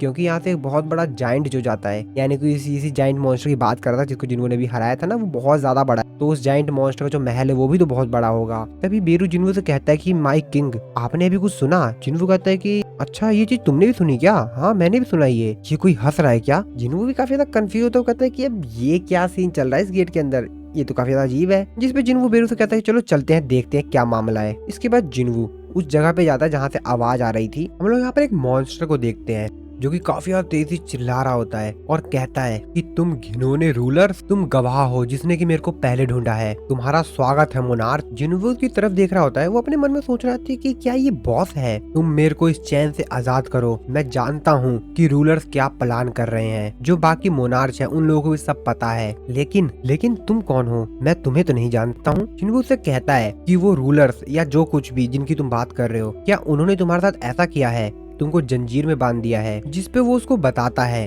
वो मेरा इस्तेमाल करने की सोच रहे थे और जो असली युद्ध है वो तो अभी होने वाला है। जिन्वो अपने मन में सोच रहा होता है कि मैंने काफी बार मॉन्स्टर से कम्युनिकेट बातचीत करने की कोशिश की है अपने इंटेलिजेंट स्टेट्स का इस्तेमाल कर लेकिन उनमें से कोई भी मेरे को ये एक्सप्लेन ही नहीं कर पाया कि आखिरकार उनका ओरिजिन क्या है। जिसके बाद जिन्वो उससे बोलता है कि आखिरकार वो लोग कौन है रूलर्स जिनकी तुम बात कर रहे हो। वो मॉन्स्टर उसको बताता है कि वो मोनार्च के एंशिएंट एनिमीज हैं। ये बात सुनकर जिन्वो अपने मन में सोच रहा होता है कि मोनार्च के एनिमीज, इसका मतलब तो ये हुआ कि वो मेरा भी एनिमी है। जिन्वो उससे कहता है कि अगर उन लोगों ने तुमको इस तरीके से चैन में बांधा है तो इसका मतलब जरूर ये होगा। इस पे वो कहता है कि हाँ बिल्कुल, मैं भी एक मोनार्च हूँ। वो आगे बताता है कि सभी मोनार्च और रूलर ज्यादातर वो उसी की साइड हैं और जैसा कि तुम इस समय यहाँ पर आ गए हो, तुम्हारे पास इतनी ताकत नहीं है कि तुम उनका सामना कर सको। तुमको सपोर्ट की जरूरत होगी, तुमको मेरी जरूरत होगी, हाँ तुमको मेरी हेल्प की जरूरत होगी। तुम मेरे को मेरी सील से रिलीज कर दो और मैं तुम्हारी मदद करूंगा।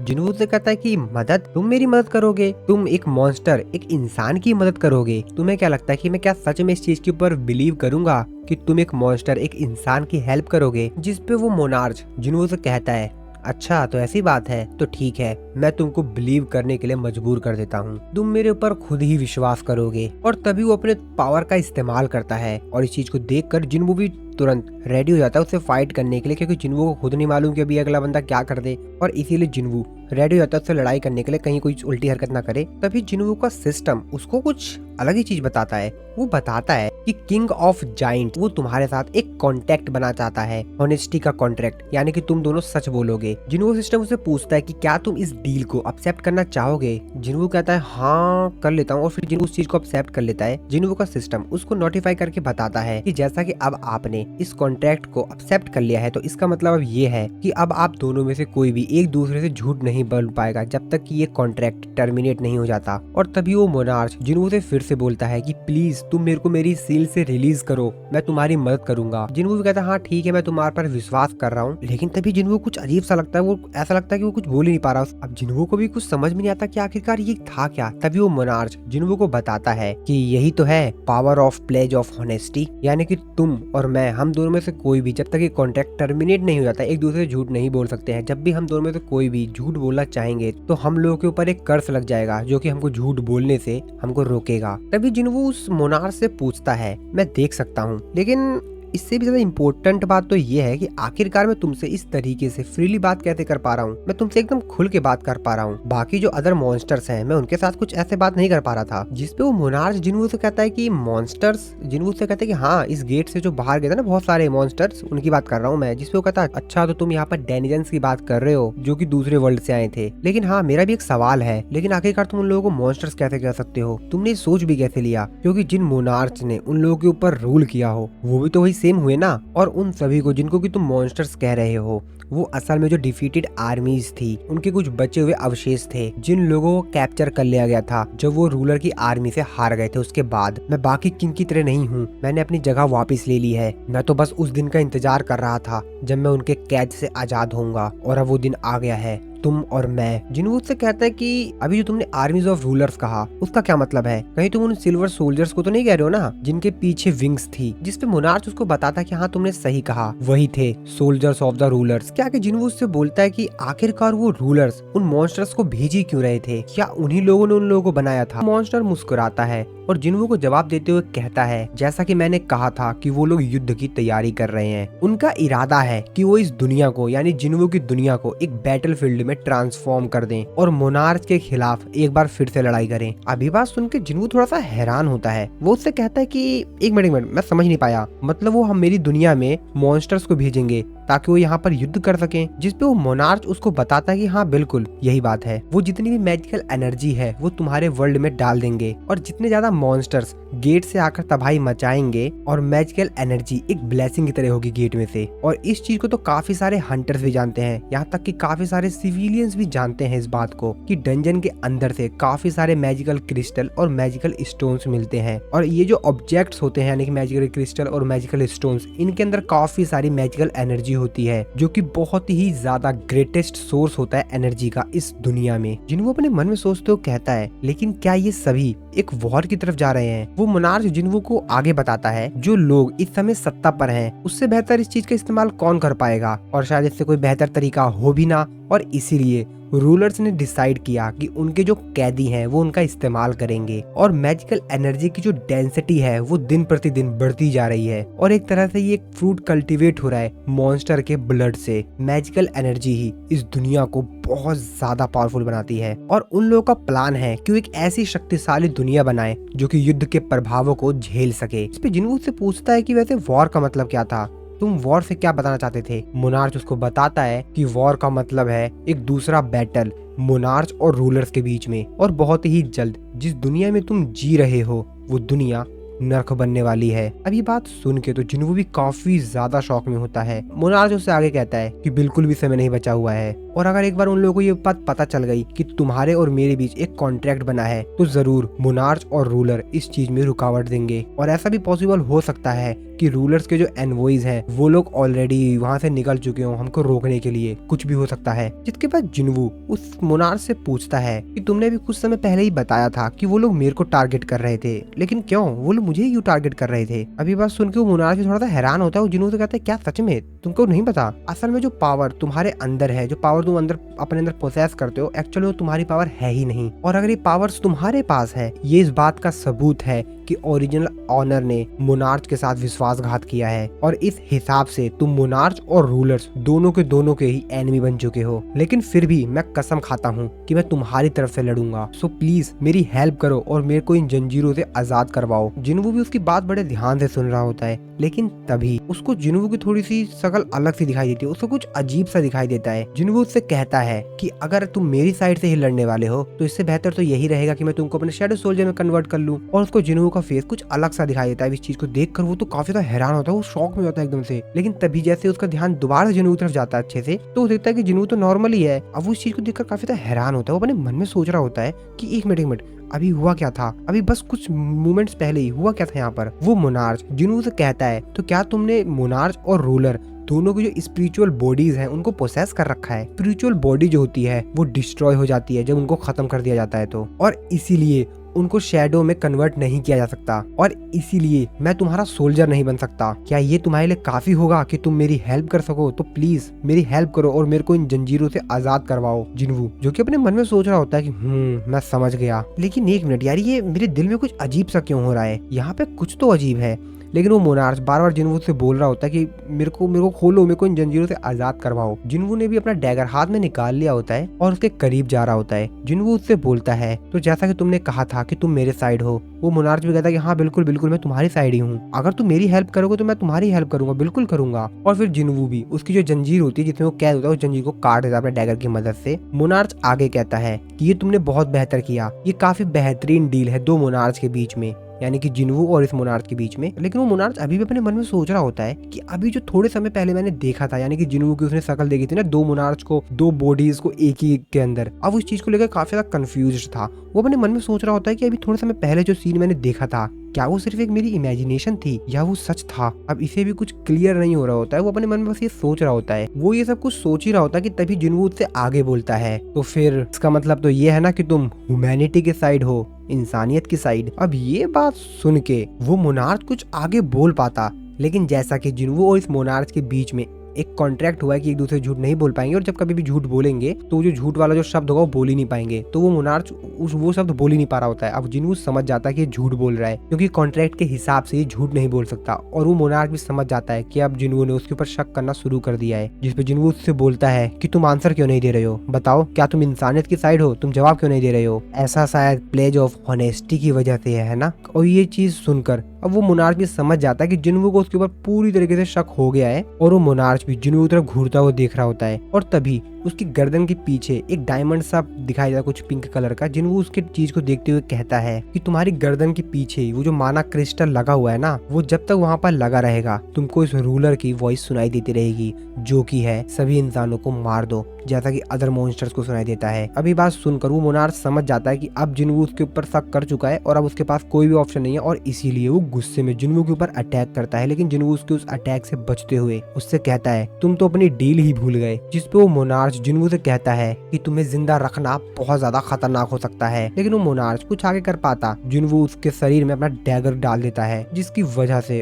उस मोनार्च की हालत खराब होने लगती है। जिनवू उस मोनार्च से कहता है शायद तुम प्रॉब्लम बन सकते हो, जिसपे वो मोनार्च जिनवू से कहता है कि नहीं तुम गलत हो, प्रॉब्लम मैं नहीं प्रॉब्लम तुम हो। वो मोनार्च आगे कुछ कर पाता, जिनवू उस मोनार्च को बुरी तरीके से घायल कर देता है। वो मोनार्च भी काफी ज्यादा घायल हो चुका होता है। हालांकि वो कोशिश करता है जिनवू के ऊपर दोबारा से अटैक करने की, लेकिन कहाँ वो जिनवू से लड़ पाएगा। जिनवू फिर से उसके ऊपर अटैक करता है और उसको बहुत ज्यादा घायल कर देता है। और अपने अंत समय पर वो मोनार्च जिनवू से कहता है कि जो लड़ाई होगी तुम्हारी दुनिया के प्रेसिडेंट और उन कैप्चर्ड मॉन्स्टर्स के बीच में, वो बहुत ही ज्यादा खतरनाक होने वाली है। दिलचस्प होगी वो लड़ाई और तुम्हारी दुनिया नर्क बन जाएगी। मैं आशा करता हूँ हर वो चीज जिसको तुम प्रोटेक्ट कर रहे हो वो जलकर राख बन जाएगी और इस युद्ध में कहीं दफन हो जाएगी। जिसपे जिनवू से कहता है कि ऐसा कुछ भी नहीं होगा, और अपना डैगर फेंक कर उस मोनार्च को मार देता है। जिनवू का सिस्टम उसको नोटिफाई करके बताता है कि डंजन मास्टर को आपने हरा दिया है, यानी कि मोनार्च ऑफ बिगिनिंग रह गया, जो कि 9 मोनार्च में से एक मोनार्च है। इसके बाद जिनवू का सिस्टम उसके एक्सपीरियंस को कैलकुलेट कर रहा होता है, और अब ऐसा इसलिए होता है क्योंकि जो उसको एक्सपीरियंस मिला हुआ होता है वो बहुत ज्यादा होता है, और इस चीज को जोड़ने में ऐड करने में थोड़ा सा समय लगेगा जिनवू के सिस्टम को, क्योंकि उसने यार एक मोनार्च को मारा है और उसकी पावर जो एक्सपीरियंस होगी लेवल अप होगा वो तो भाई नेक्स्ट लेवल का होने वाला है। जिनवू अपने आप से कहता है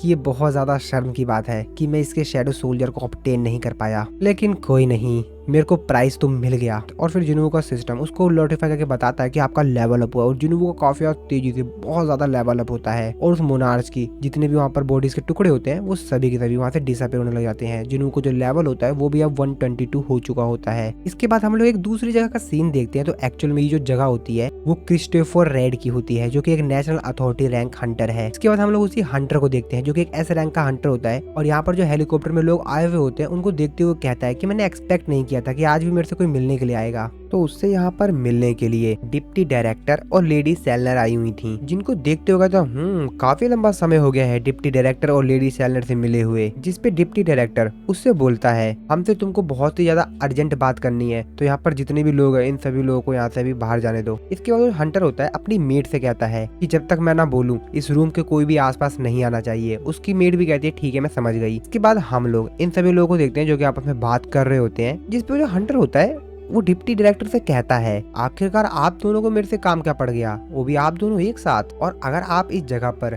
इसलिए आए हैं क्योंकि रिसेंटली जो एस रैंक का गेट ओपन हुआ है ईस्ट में, तो उसकी चिंता आप मत कीजिए, मैं उसको देख लूंगा, लेकिन अभी मैं वहाँ पे नहीं जाने वाला हूँ। जिस पे मिसेस सेलनर उससे कहती हैं कि नहीं, हम लोग उस चीज के बारे में बात करने के लिए नहीं आए हैं कि मिस्टर क्रिस, रिसेंटली जो एस रैंक का गेट ओपन हुआ है, हम लोग आज उसके बारे में बात करने के लिए नहीं आए हैं। उससे भी ज्यादा बड़ी एक प्रॉब्लम है, हम उस चीज के बारे में डिस्कस करने के लिए आए हैं। अब ये बात सुनकर वो भी काफी हैरान होता है। वो कहता है कि क्या एस रैंक के गेट से भी बड़ी प्रॉब्लम, जिसपे उसको आगे बताया जाता है कि शायद भविष्य में आपको मारा जा सकता है। ये बात सुनकर तो वो हंटर भी काफी ज्यादा हैरान हो जाता है और तभी वो काफी ज्यादा गुस्से में वो जो जिस कप से चाय पी रहा होता है वो नीचे टेबल पे रखता है और चिल्लाते हुए कहता है कि लेडी सेलनर, आपने जो कुछ भी मेरे लिए किया मैं उसके लिए काफी ज्यादा ग्रेटफुल हूँ, लेकिन हम लोग इतने ज्यादा क्लोज नहीं है कि आप मेरे से ऐसे मजाक करें। और आखिरकार मेरे को कौन मारना चाहता है, एग्जैक्टली वो है कौन? जिसमें मिसेस सेलनर उसको बताते कि रिसेंटली मेरे को एक सपना आया था, मैंने सपने में देखा तुमको काफी सारे लोगों ने घेर रखा है और वो लोग वो उससे आगे कुछ बोल पाते।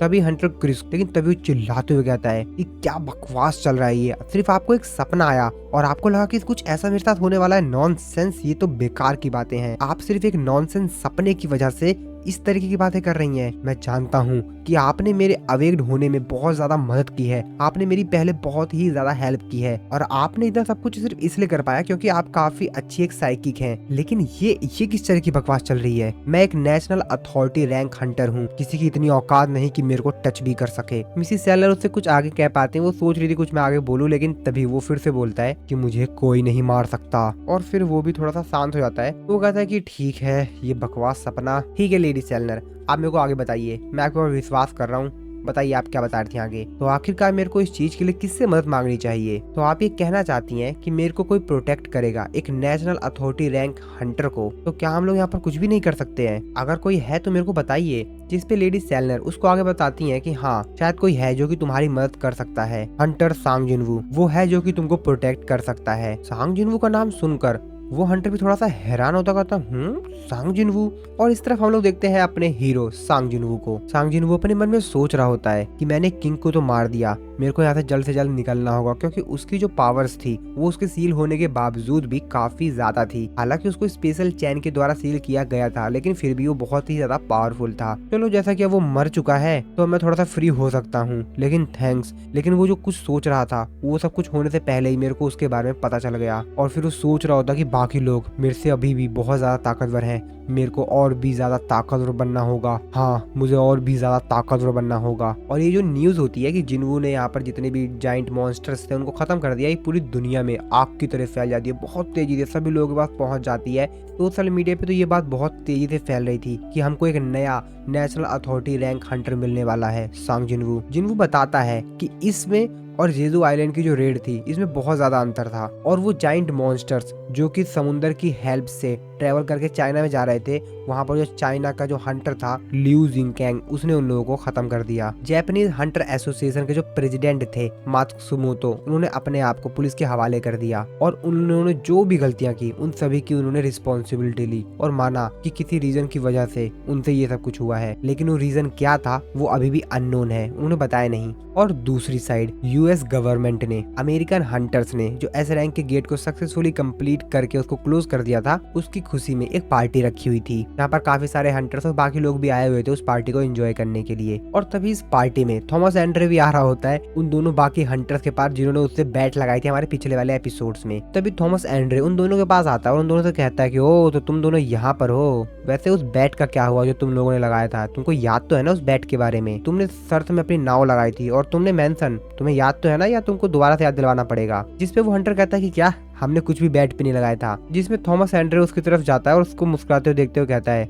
कि सही में ना, देख लो, अब नाटक मत करो। जिसपे वो कहता है कि नहीं, हमने कुछ भी शर्त पे नहीं लगाया था, तुम झूठ बोल रहे हो। तभी थॉमस एंड्रे ने जो टाई पहनी हुई होती है उसको देखते हुए कहता है कि वैसे ये टाई मेरे को अच्छी लग रही है। तभी अपने असिस्टेंट से पूछता है कि वैसे ये टाई कैसी लग रही है तुमको? जिसपे बताते हैं कि काफी ज्यादा एक्सपेंसिव है, लेकिन ये आपके टी शर्ट पे अच्छी नहीं लग रही है। और ऐसा कहते ही थॉमस एंड्रे ने जो टाई पहनी हुई होती है उसको साइड में फेंक देता है। उसके बाद कहता अब ठीक है ना। जिसके बाद उसकी असिस्टेंट उसको बताती है कि सर एक प्रॉब्लम है। तो इंटरनेशनल गिल्ड कॉन्फ्रेंस जो है वो जो हर साल दुनिया भर से बाकी गिल्ड्स को इन्वाइट करता है, उसकी उन्होंने लिस्ट जो है वो रिलीज कर दी है और उस लिस्ट में उन लोगों ने कोरियन के एजिन गिल्ड को भी इंक्लूड कर लिया। ये बस उनके थॉमस एंड्रे कहता है क्या एजिन गिल्ड? जिसपे बात है कि हाँ, एजिन गिल्ड जो कि हंटर सांग जिनवू की है। अब ये बात सुन के थॉमस सेंटर कहता है ओ ये बात तो मतलब वो अमेरिका आ रहा है। इसके बाद हम लोग सांग जिनवू को देखते हैं जिसने बाकी जितने भी बचे हुए जाइंट मॉन्स्टर्स होते हैं उन सभी को अपने शैडो सोल्जर में ऐड कर लिया होता है और वो बहुत ज्यादा होते हैं, मतलब लगभग जितने भी वहाँ पर होते हैं उन सभी को उसने शैडो सोल्जर में बना लिया होता है। जिनवू उन शैडो सोल्जर को देखते हुए कहता है कि अरे यार ये तो मेरे लिए बहुत ज्यादा शर्म की बात है कि उनमें से कुछ मॉन्स्टर्स जिन्होंने समुद्र को पार कर लिया मैं उनको अपने शैडो सोल्जर में ऐड नहीं कर पाया, लेकिन कोई नहीं ये भी बहुत ज्यादा है, इससे मेरी स्ट्रेंथ बढ़ेगी। और ये सब कुछ देख कर नजारा यहाँ पर जितने भी आर्मी के सोल्जर्स होते हैं वो तो काफी ज्यादा हैरान होते हैं, वो बात कर रहे होते हैं कि कैसे वाओ क्या यही हंटर सांग जिनवू की एबिलिटी है। और ये सारी बातें सुनकर जो अपना योजिन होता है वो तो भाई मुस्कुरा रहा होता है, वो अपने मन में सोचते कहता है ये हुई ना बात। ये सभी के सभी पहली बार देखते काफी ज्यादा सरप्राइज हो गए, मेरे को लगा ही था ऐसा कुछ होगा। वो तो काफी ज्यादा खुश हो रहा था क्योंकि जिनवू की तारीफ हो रही होती है और जिनवू की तारीफ मतलब वो सोचता है कि उसकी भी तारीफ हो रही है, तो भाई वो भी खुश है एकदम। तभी वहाँ पर हानेकावा आती है तो योजिन को फोन देते हुए कहते हैं कि सर आपकी कॉल आई है, जिस पर योजिन कहता है क्या मेरे लिए कॉल आई है, जिस पे वो बताते हैं कि हाँ ये आपके लिए आई है। योजिन भी उस कॉल को पिकअप करता है और जैसे उस फोन को पिकअप करता है सामने से काफी ज्यादा तेजी से आवाज आती है और वो चीज सुनकर योजिन काफी ज्यादा हैरान होता है। तभी वो यूजिन से बोलता है कि सर मेरे को कोरिया वापस जाना होगा। जिनवू उससे पूछता है कि क्या हुआ, कुछ गड़बड़ हो गया क्या, लेकिन यूजिन उसका कुछ भी रिप्लाई नहीं देता है। इसके बाद हम लोग जिनवू को देखते हैं जो कि अपने मन में सोच रहा होता है कि मेरे को भी सब कुछ डिटेल्स तो पता नहीं है, लेकिन हाँ मेरी भी कुछ फैमिली प्रॉब्लम है तो मेरे को भी लगता है मेरे को वापस चलना चाहिए। इसके बाद हानेकावा यूजिन से कहती है कि चलिए मैं आपको एयरपोर्ट लेके चलती हूँ, और यहाँ पर वो हेलीकॉप्टर आ गया होता है जिसमें यूजिन जो होता है वो बैठकर चला जाता है। यूजिन जो कि हेलीकॉप्टर में बैठ गया होता है वो नीचे जमीन पर जिनवू को ही देख रहा होता है, वो अपने मन में सोच रहा होता है कि मैं अपने मॉम की वो वॉइस आखिरकार हुआ क्या था। ओह मैं बहुत कुछ सोच रहा हूँ। नहीं पर एग्जैक्टली हुआ क्या था, क्या कुछ इम्पोर्टेंट था, पता नहीं क्या था। इसके बाद योजिन कोरिया पहुंच जाता है। कोरिया में यहाँ पर जो उसके फादर का असिस्टेंट होता है वो उसका वेलकम करता है और बोलता है कि यंग मास्टर कार आपका वेट कर रही है, चलिए आप मेरे साथ चलिए, आइए मेरे साथ चलिए। और उसको ले जाने लगता है और उसको बताता है कि आपको अपना दिल मजबूत करना होगा यंग मास्टर, चलिए चलते चलते मैं आपको सब कुछ एक्सप्लेन कर देता हूँ। योजिन उससे पूछता है कि वैसे आखिरकार हुआ क्या है। असिस्टेंट उसको बताता है कि ये एक बहुत लंबी स्टोरी है और फिर वो उसके फादर के पास उसको ले जाता है, यानी योजिन के फादर के पास, चेयरमैन यू के पास। वो बताता है वो इस बीमारी के फाइनल स्लीपिंग स्टेट में पहुंच चुके हैं। ये बात सुनकर यूजिन काफी ज्यादा हैरान होता है और वो रोते हुए अपने फादर को चिल्लाता है, लेकिन उनका जो असिस्टेंट होता है वो उसको मना करता है। वो कहता है कि इनके ज्यादा करीब मत जाइए। यूजिन उससे पूछता है कि क्या हम लोग कुछ नहीं कर सकते, मैं कितना ज्यादा यूजलेस बेटा हूँ ना, मैं अपने पिता को सिर्फ इस तरीके से देख सकता हूँ, मैं कुछ नहीं कर सकता। तभी उसका असिस्टेंट उसको एक बुक देता है जिसको देखते हुए यूजिन कहता है कि ये क्या है। उसका असिस्टेंट उसको बताता है कि अपना कंसिक्वेंस खोने से पहले चेयरमैन इस पर काम कर रहे थे, एक बार आप इसको देख लीजिए, मैंने इसको कहीं छिपा के रख दिया था ताकि जब वो दोबारा उठे तो मैं उनको दे दूं, ये उस पर दोबारा से काम कर सके, लेकिन मेरे को लगता है कि आपको शायद इसकी ये भी ज्यादा जरूरत है। यूजिन जैसे ही उस बुक को खोलता है तो वहाँ पर वो काफी सारे न्यूज आर्टिकल्स देखता है अपने बारे में, जिनवू के बारे में काफी सारे आर्टिकल्स देखता है और उन आर्टिकल्स को देखकर वो काफी ज्यादा इमोशनल हो जाता है। और फिर जैसे ही वो काफी सारे और भी न्यूज आर्टिकल्स या बुक्स के पेज आगे पलटता है तो वो उन सभी चीजों को देखकर काफी ज्यादा इमोशनल हो जाता है, उसकी आंखों में से आंसू आने लग जाते हैं। असिस्टेंट उसको बताता है कि आपके जो फादर थे वो आपके सिस्टर के और आपके जितने भी आप लोगों ने जहाँ भी कॉम्पिटिशन में पार्टिसिपेट किया, जहाँ भी आप लोग गए, उन्होंने उन सभी को इस बुक के अंदर संभाल के रखा है। यहाँ तक कि जो रिसेंट इवेंट हुआ था उसके बारे में भी। इस चीज को देखकर यूजिन पूरी तरीके से रोने लगता है, उसकी आंखों में से आंसू आने लगते हैं, जिसके बाद उसका असिस्टेंट को कहता है कि चलिए अब हम लोग को, मेरे को लगता है घर चलना चाहिए। फिर यूजिन कहता है हाँ ठीक है। तभी यूजिन को अजीब से लगता है, वो पीछे देखता है बट उसको कुछ तो दिखाई देता है, पर वो समझ तो जाता है कुछ तो मैंने देखा था, मेरे को लगा कुछ था वहाँ पर। असिस्टेंट उससे पूछता है कि क्या वो सर, जिसपे यूजिन कहता है कि नहीं चलिए, और फिर वो वहाँ से चला जाता है। इसके बाद हम लोग देखते हैं कि एक्चुअल में वहाँ पर सच में कोई चीज थी, तो असल में यहाँ पर जिनवू था जो कि अपनी मैजिकल पावर का इस्तेमाल करके यहाँ पर आ गया था। वो यूजिन की तरफ देखते हुए कहता है कि तुम्हें रोने की जरूरत नहीं है, मैं वापस आ गया हूँ। और फिर वो सीधा यूजिन के फादर के रूम में जाता है और वाटर ऑफ लाइफ जो होता है वो उसके फादर को पिला देता है। और जब जिनवू वहाँ से बाहर जा रहा होता है तभी यूजिन की जो सिस्टर होती है वो वहाँ पर आ जाती है, और जब वो अंदर अपने फादर के रूम में जा रही होती है तभी उसको कुछ समझ आता है। वो कहती है कि ये कौन है। वो जिनवू को वहाँ से जाते हुए देखती है लेकिन वो समझ नहीं पाती, वो कहती है कि ये तो, लेकिन वो इस चीज पे ध्यान नहीं देती है और सीधा अपने फादर के रूम में जाती है। और जैसे वो देखती है वो ये चीज देख के काफी ज्यादा हैरान हो जाती है कि जो फादर है वो बेड पे बैठे हुए, यानी कि उसके फादर ठीक हो गए हैं। और अपने फादर को इस तरीके से बेड पे बैठा हुआ देखकर वो काफी ज्यादा इमोशनल हो जाते हैं कि डैड आप फाइनली स्लीपिंग स्टेट से जाग गए। बाकी जो डॉक्टर होते हैं वो भी काफी ज्यादा हैरान होते हैं, कहते हैं कि ये तो असंभव है, आप फाइनल स्टेट से जाग गए। अगर मीडिया को ये बात पता चल गई तो वो तो काफी ज्यादा क्रेजी हो जाएगी, ये तो बहुत बड़ा न्यूज है। इस तरह हम लोग जिनवू को देखते हैं जो कि उस हॉस्पिटल से बाहर आ गया होता है। जिनवू पार्किंग में जाते हुए कहता है कि हालांकि ये थोड़ा सा जल्दी है, लेकिन हैप्पी बर्थडे योजिन। हॉस्पिटल से बाहर आ गया होता है। रास्ते में जाते हुए वो अपने मन में सोच रहा होता है कि चलो ठीक है, यहाँ पर सब कुछ ठीक हो गया, अब मेरे को जापान वापस चला जाना चाहिए और वहाँ पे जितनी सारी चीजें हैं उन सबको ठीक कर देना चाहिए। लेकिन जैसे ही जिन्हों शैडो स्किल का इस्तेमाल करने की कोशिश करता है, उसका सिस्टम उसको नोटिफाई करके बताता है कि अरे रुक जा भाई रुक जा, बड़ी जल्दी भूल जाता है, अभी तुमको 2 घंटे बाद मिलेगा ये मौका। तो जैसा कि हम लोग को मालूम ही है कि जिन्हों जब शैडो एक्सचेंज स्किल का एक बार इस्तेमाल कर लेता है तो दोबारा उसको सेम ही शैडो स्किल का इस्तेमाल करने के लिए 3 घंटे तक वेट करना होगा और जिन्हों को अभी 2 घंटे बाद मौका मिलेगा। अब जिन्हों को अपने मन में सोच रहा होता अच्छा यार ये भी है क्या, लेकिन मैं 2 घंटे तक करूंगा क्या, ओह नो अब मैं 2 घंटे तक करूँ क्या, ओह तो अब मेरे पास एक्चुअली में काफी ज्यादा फ्री टाइम है, लेकिन मेरे को पता भी नहीं मेरे को क्या करना है, मैं किसी को कॉल भी नहीं कर सकता हूँ, मैं अब करूँ क्या। तभी उसको मिस चाइन की एक बात याद आती है जिन्हों कहता है चलो ठीक है देखता हूँ, मेरे को बस एक कोई ऐसा डंजन मिल जाए जो कि बिना ऑनर के हो। उसके बाद अगले सीन में नेशनल लेवल एस रैंक के हंटर मिस्टर क्रिस्फोर को देखते हैं जो कि अपने घर पे आराम से सो रहे होते हैं अपने रूम में। लेकिन तभी उनकी आंख खुलती है एकदम से, उनको एहसास होता है कि कोई तो मेरे आसपास है और फिर तुरंत वो अपने कपड़े पहनकर देखने के लिए जाते हैं कि आखिरकार कौन है। वो अपने चारों तरफ देखते हैं लेकिन हर तरफ साइलेंट होता है। अब वो काफी ज्यादा कंफ्यूज होते हैं कि यार चारों तरफ तो अब वो काफी ज्यादा कंफ्यूज होते हैं कि चारों तरफ तो साइलेंट है, लेकिन मेरे को तो ऐसा एहसास हुआ था कि कुछ तो है यहाँ आसपास, लेकिन कुछ दिखाई क्यों नहीं दे रहा है। और जैसे ही वो अपने वाइन की गिलास को उठाने वाले होते हैं वो उनके हाथ से छूटकर नीचे गिर जाती है और वो टूट जाती है। और उनकी वाइन की गिलास नीचे गिर के टूट गई थी। वो इससे ज्यादा हैरान इस बात को लेकर होते हैं कि जब वो गिलास टूटी थी तो उनको बिल्कुल भी उस चीज की आवाज नहीं आई। वो इस चीज को देखकर काफी ज्यादा हैरान होते हैं कि गिलास गिरकर टूट गई लेकिन कोई भी नॉइस नहीं हुई, आखिरकार यहाँ पर चल क्या रहा है। तभी वो अपने घर में सामने देखते हैं और कहते हैं कि कौन है वहाँ पर। और तभी वो चेयरमैन की बात को याद करते हैं जिन्होंने कहा था कि अगर तुमको किसी भी चीज की जरूरत हो, कोई भी जरूरत हो, तो तुम इस नंबर पे कॉल कर देना, तुमसे चेयरमैन गो डायरेक्टली बात कर लेंगे। वो भी अपने मन में सोच रहा होता है कि आखिरकार ये सब चल क्या रहा है, यहाँ पर हो क्या रहा है। लेकिन तभी वो देखता है कि असल में वहाँ पर एक इंसान अपेयर होता है। तभी मिस्टर क्रिस्फर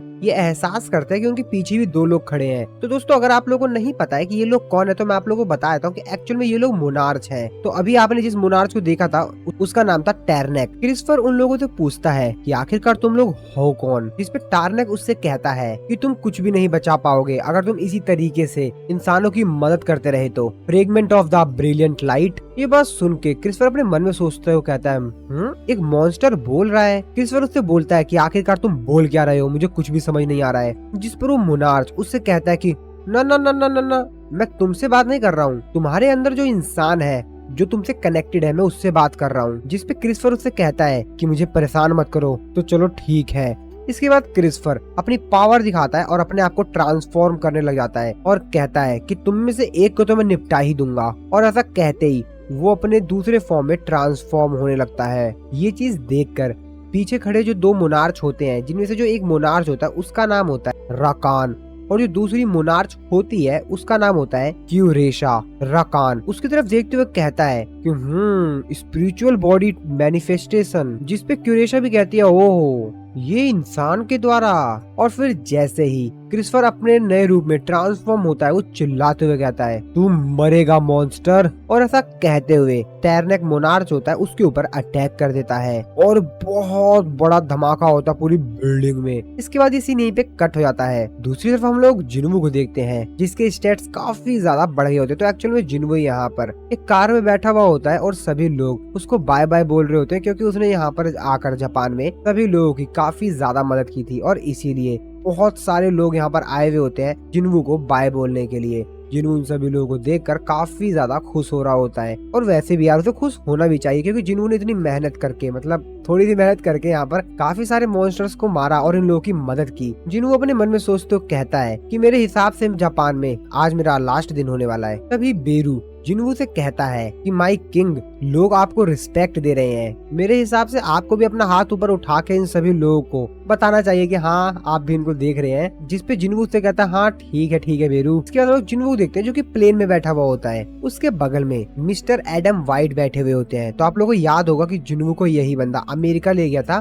मिसिस सेलनर से मिलाने के लिए ना, तो वो ये बंदा है। तो वो जिन्वू से बोलता है कि मैं तो काफी ज्यादा हैरान हूँ, ये कितना अच्छा कोइंसिडेंट है ना कि हम प्लेन में एक ऐसे इंसान के बगल में बैठे हैं जिसको कि हम पहले से ही जानते हैं। जिन्वू से कहता है कि तुम इसको कोइंसिडेंट नहीं कह सकते हो मेरे हिसाब से तो। जिस पे वो भी मुस्कुराते हुए कहता है कि हाँ ठीक है, अब आप ऐसा भी मत बोलिए, जिसपे जिनवू उससे बोलता है, हेलो मिस्टर एडम वाइट, आपसे मिलकर अच्छा लगा। जिनवू की ये बात सुन के मिस्टर एडम कहते हैं कि हम लोग सिर्फ एक ही बार मिले थे, लेकिन मैं तुमको अभी भी याद हूँ। मेरे को काफी अच्छा लगा आपसे भी मिलकर मिस्टर जिनवू। लेकिन जिनवू तो अपने मन में कुछ और ही सोच रहा होता है। जिनवू कह रहा होता है, अरे यार ये तो मेरे को बेनू ने बता दिया था इसका नाम। आप इस बार इसका नाम गलत मत बोलना, क्योंकि पिछली बार आपने कुछ ऐसा ही किया था। तो इसका नाम इस बार आप अच्छे से बोलना, मिस्टर एडम वाइट। आप मेरे किंग है और आपकी रेपुटेशन संभाल के रखना मेरी जिम्मेदारी है। जिसपे जिनवू उससे बोलता है कि वैसे क्या काम है आपको। मिस्टर एडम जिनवू को बताता है, सबसे पहले तो मैं आपसे माफी चाहूंगा, मैं बिना नोटिस के यहाँ पर आ गया। मैंने आपको बताया नहीं, कोई खबर नहीं दी और जस्ट मेरे को आपसे काम पड़ गया। लेकिन मेरे को काम ही ऐसा था, काफी ज्यादा अर्जेंट मैटर था जो कि मेरे को आपसे बात करनी थी। उसकी बात सुनकर जिनवू कहता है, तो क्या यूएस भी एस रैंक के गेट को रोकने में फेल हो गया? जिसकी बात सुनकर मिस्टर एडम कहता है, नहीं नहीं नहीं, ऐसा कुछ भी नहीं हुआ है, हमने उस चीज को संभाल लिया बिना किसी प्रॉब्लम के। आप एक बार इस वीडियो को देखिए। वो अपना लैपटॉप ओपन करके जिनवू को एक वीडियो दिखाता है। वो कहता है कि ये देखिए, हमारे यहाँ पर काफी ज्यादा तेजी से आग लग चुकी है और ये कोई ऑर्डिनरी आग नहीं लगी हुई है, मतलब बहुत ही ज्यादा अजीब सा है। अगर एक छोटा सा भी आग लग जाता है, लपट लग जाती है, तो पूरा का पूरा उस जगह का आसपास बहुत तेजी से आग फैल जाती है। उस वीडियो को देखकर जिनवू भी काफी ज्यादा हैरान होता है, क्योंकि वहाँ पर लोग बहुत ज्यादा कोशिश कर रहे होते हैं, लेकिन उस आग के ऊपर वो लोग काबू ही नहीं कर पा रहे होते हैं। जिसपे जिनवू उससे बोलता है कि आखिरकार ये वीडियो है क्या। वो जिनवू को बताता है कि एक बार आप वीडियो को एंड तक जरूर देखिए। जिस इंसान ने इस आग को शुरू किया था वो थे मिस्टर क्रिस्टोफर, जो की एक नेशनल अथॉरिटी रैंक हंटर है। 1800 से भी ज्यादा फायर फाइटर्स और 14 से भी ज्यादा टॉप लेवल के मेज टाइप के हंटर्स भी इस चीज के ऊपर कंट्रोल नहीं कर पा रहे हैं। जिसपे जिनवू से कहता है कि ये आग तो काफी ज्यादा है, तो इसका मतलब है कि ये एक फाइट है। तो इसका मतलब ये है कि मिस्टर क्रिस्टोफर, जिसपे वो बताता है कि हम इस चीज पे विश्वास नहीं कर सकते, क्योंकि जब हमने उनको ढूंढा तो वो ऑलरेडी मरे हुए थे। जिनवू जो वीडियो को लास्ट में देखते तो देख के काफी ज्यादा हैरान होता है कि एक्चुअल में जो मिस्टर क्रिस्टोफर थे वो मर चुके थे और उनकी जो हालात थी वो बहुत ही ज्यादा खराब थी। और तभी मिस्टर एडम अपनी जेब में से एक फोटो निकालते हैं और जिनवू को दिखाते हुए कहते हैं कि ये फोटो देखिए। और उस फोटो को देखकर जिनवू की आंखें खुली की खुली रह जाती है। और ये फोटो उस इंसान की है जिसपे हंटर ब्यूरो को शक है। अब इस फोटो को देखकर जिनवू का पता नहीं क्या होता है, उसको एकदम से दिमाग खराब हो जाता है। जिनवू काफी ज्यादा भड़क जाता है और गुस्से में मिस्टर एडम को अपनी पावर का इस्तेमाल करके आसमान में उठा देता है। उससे कहता है, क्या ये किसी प्रकार का मजाक है? और अगर ये सच में किसी प्रकार का मजाक है तो तुम यहाँ से जिंदा वापस नहीं जा पाओगे। मिस्टर एडम चिल्लाते हुए कहते हैं कि इसको रोको, नहीं ऐसा मत करो, रोको इसे। उनके बॉडीगार्ड ऐसा देखकर जिनवू की तरफ भागते हुए आते हैं उसको रोकने के लिए, लेकिन मिस्टर एडम उन लोगों को मना कर देता है। उनको कहता है कि नहीं रुको रुको, तुम लोग रुको। जिनवू उससे बोलता है कि फिर बताओ। जिसपे मिस्टर एडम उसको बताते हैं कि एक्चुअल में जो पिक्चर थी ये डंजन से बाहर आई थी और तुम जो सोच रहे हो ये वो इंसान नहीं है। जिनवू कहता है कि डंजन? जिसपे वो आगे बताता है कि हाँ, इसके अंदर से जो मैजिक एनर्जी इमिट हो रही थी वो सेम उस मॉन्स्टर से मैच कर गई थी जो कि हमारे एस रैंक के हंटर के ऊपर अटैक कर दिया था बिना किसी वार्निंग के। यानी कि इसकी मैजिकल एनर्जी और जो मॉन्स्टर की मैजिकल एनर्जी थी वो सेम थी। तुमको याद है हंटर ब्यूरो का जो हेडक्वार्टर था वहाँ पर कुछ महीनों पहले एक बहुत बड़ा धमाका हुआ था, वो वाला इंसिडेंट जिसको कि ग्लोबली न्यूज में कवर किया गया था। जिसमें जिनवू से कहता है कि तुम क्या ये कहना चाहते हो इन सबके पीछे मेरे फादर थे? और फिर जिनवू अपनी पावर को नॉर्मल कर देता है जिससे कि मिस्टर एडम बच जाते हैं और वो जमीन पे आए गिरते हैं। उनकी हालत काफी ज्यादा खराब हो गई होती है। मिस्टर एडम जिनवू को आगे बताते हैं कि हमारे हंटर को मारने के बाद वो वहाँ से डिसअपियर्ड हो गए और उसके बाद हंटर ब्यूरो उनको सीक्रेटली ढूंढ रहा था, मानो जैसा कि वो हवा में गायब हो गए हो। मुझे पता है कि तुम कैसा फील कर रहे हो, लेकिन इस सबसे कुछ भी फर्क नहीं पड़ता। फैक्ट यही है कि इसी पिक्चर को सबसे ज्यादा सजेस्ट किया जा रहा है इन सभी के पीछे। ये जो कुछ भी दुर्घटनाएं हो रही हैं उन सभी के पीछे इसी पिक्चर में जो इंसान है उसको ही रिस्पॉन्सिबल माना जा रहा है इन सभी के लिए। जिसके बाद जिनवू उससे बोलता है कि लेकिन आखिरकार तुमने एग्जैक्टली मेरे को यही पिक्चर क्यों दिखाई, यही फोटो क्यों दिखाई तुमने मेरे को एग्जैक्टली? जिसपे मिस्टर एडम जिनवू को बताते हैं असल में जो इंटरनेशनल गिल्ड कॉन्फ्रेंस है, इस साल जो कॉन्फ्रेंस होने वाली है, दुनिया भर के जितने भी गिल्ड है उनके रिप्रेजेंटेटिव उस कॉन्फ्रेंस में एक साथ होंगे और अमेरिका हंटर ब्यूरो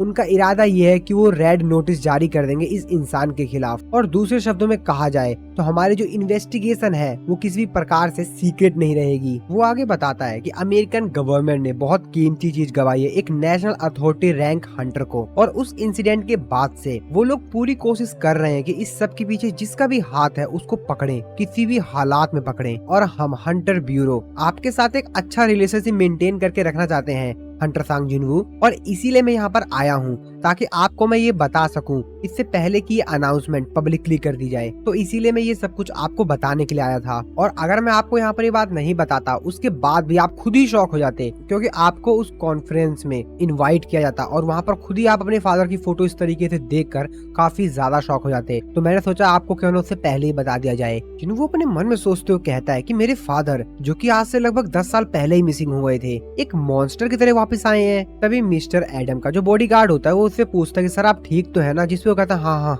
मैं ठीक हूँ, बस थोड़ा सा मेरे शरीर में पानी की कमी हो गई थी, ठीक है मेरा ठीक है, कोई दिक्कत नहीं है। मिस्टर एडम अपने मन में सोच रहे होते हैं कि ये तो टेलीकिनेसिस है, ये बहुत ही ज्यादा अलग डिफरेंट लेवल का हाई रैंक मैजिक है और इसकी हेल्प से हंटर किसी भी चीज को मूव कर सकते हैं। मेरे को लगता था कि नेशनल अथॉरिटी रैंक के जो हंटर होते हैं सिर्फ उन्हीं के पास पावर होती है कि वो टेलीकिनेसिस कर सकते हैं, लेकिन मिस्टर सांग जिन वू के पास भी पावर है। नहीं नहीं नहीं नहीं, ये तो छठा नेशनल अथॉरिटी रैंक हंटर है। मेरे को वाइस चेयरमैन को इसके बारे में जितना जल्दी हो सके बताना होगा। तो दोस्तों, असल में जो इंटरनेशनल गिल्ड कॉन्फ्रेंस है ये एक बहुत ही ज्यादा इम्पोर्टेंट इवेंट होता है। पूरी दुनिया में से हर देश में से एक गिल्ड को चुना जाता है और इसमें उस गिल्ड के रिप्रेजेंटेटिव को इनवाइट किया जाता है, जो कि एक्चुअली पूरी कंट्री को ही रिप्रेजेंट करता है। इसमें जो करंट इवेंट्स हो रहे होते हैं उन चीजों के ऊपर बात की जाती है ताकि भविष्य में जो हंटर वर्ल्ड है उसको और भी ज्यादा सुरक्षित किया जा सके और सभी लोगों को सुरक्षित रखा जा सके। और अभी कुछ दिनों पहले ही अमेरिकन हंटर ब्यूरो ने उन सभी गिल्ड की लिस्ट जारी की है जिनको उन्होंने इस कॉन्फ्रेंस में इनवाइट किया है। काफी सारे गिल्ड्स इसके अंदर होते हैं और कोरिया का भी एक गिल्ड होता है जो कि होता है एजिन गिल्ड,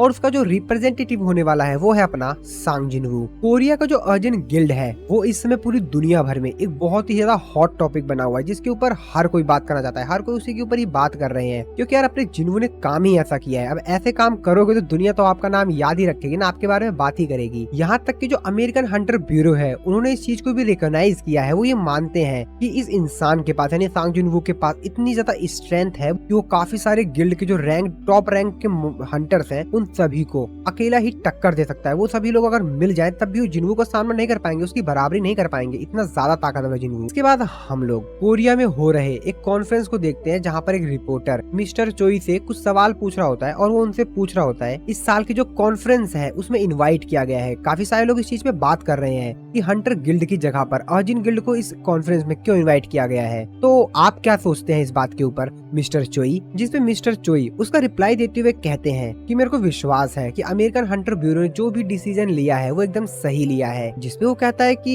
एकदम सही मतलब क्या आप अपने आप को अंडर एस्टिमेट कर रहे हैं? जिसपे बताता है कि अरे बिल्कुल नहीं, मेरे को इस चीज के ऊपर बिल्कुल विश्वास है कि उन्होंने एकदम सही डिसीजन लिया है, क्योंकि सांग जिन वू की अगर आपने पावर्स देखी हैं तो आपको पता ही होगा कि वो कितना ज्यादा ताकतवर है। जिसपे रिपोर्टर उनसे बोलता है कि हाँ मैं भी आपकी इस बात से एग्री करता हूँ, लेकिन फिर भी जो अर्जिन गिल्ड है वो सिर्फ एक वन मैन शो है, यानी कि सिर्फ एक इंसान है जिसकी वजह से पूरा गिल्ड ही चल रहा है। जिसपे मिस्टर चोई उसका रिप्लाई देते हुए कहते हैं कि हाँ बिल्कुल, लेकिन वो इंसान कोई और नहीं हंटर सांग जिनवू है। अगर आप किसी गिल्ड के मेंबर को उनके कॉम्बैट कैपेबल स्किल पर डिफाइन करें, आप 100 से भी ज्यादा ऐसे गिल्ड मेंबर को इकट्ठा कर लेंगे, लेकिन तब भी वो लोग मिस्टर सांग जिनवू का सामना नहीं कर पाएंगे। सांग जिनवू के पास तब भी उनसे ज्यादा ताकत होगी। और एक ऐसा इंसान जिसने जेजू आइलैंड के ऊपर इतना बेहतरीन परफॉर्मेंस दिया और साथ ही में अभी जो रिसेंट इंसिडेंट हुआ है उसमें भी देखिए, तो मेरे को नहीं लगता कि हमारी कंट्री में अर्जिन गिल्ड से बेस्ट कोई हो सकता है। जिसपे रिपोर्टर उनसे कहता है कि हाँ ठीक है, ये सब आपकी बात ठीक है, उसमें हंटर गिल्ड ही कोरिया को रिप्रेजेंट करता है। तो क्या आपको ऐसा नहीं लगता है कि थोड़ी सी इस न्यूज को सुनने के बाद कि अर्जिन गिल्ड को हंटर गिल्ड की जगह पर बुलाया जा रहा है, तो थोड़ा सा आपको ये बात अजीब नहीं लग रही? क्या आप इस बात से हैप्पी हैं? जिसपे वो बताते हैं कि हाँ बिल्कुल, हाँ मैं थोड़ा सा नाराज हूँ क्योंकि मैं हर साल जाता था, इस साल नहीं जाऊंगा, लेकिन फिर भी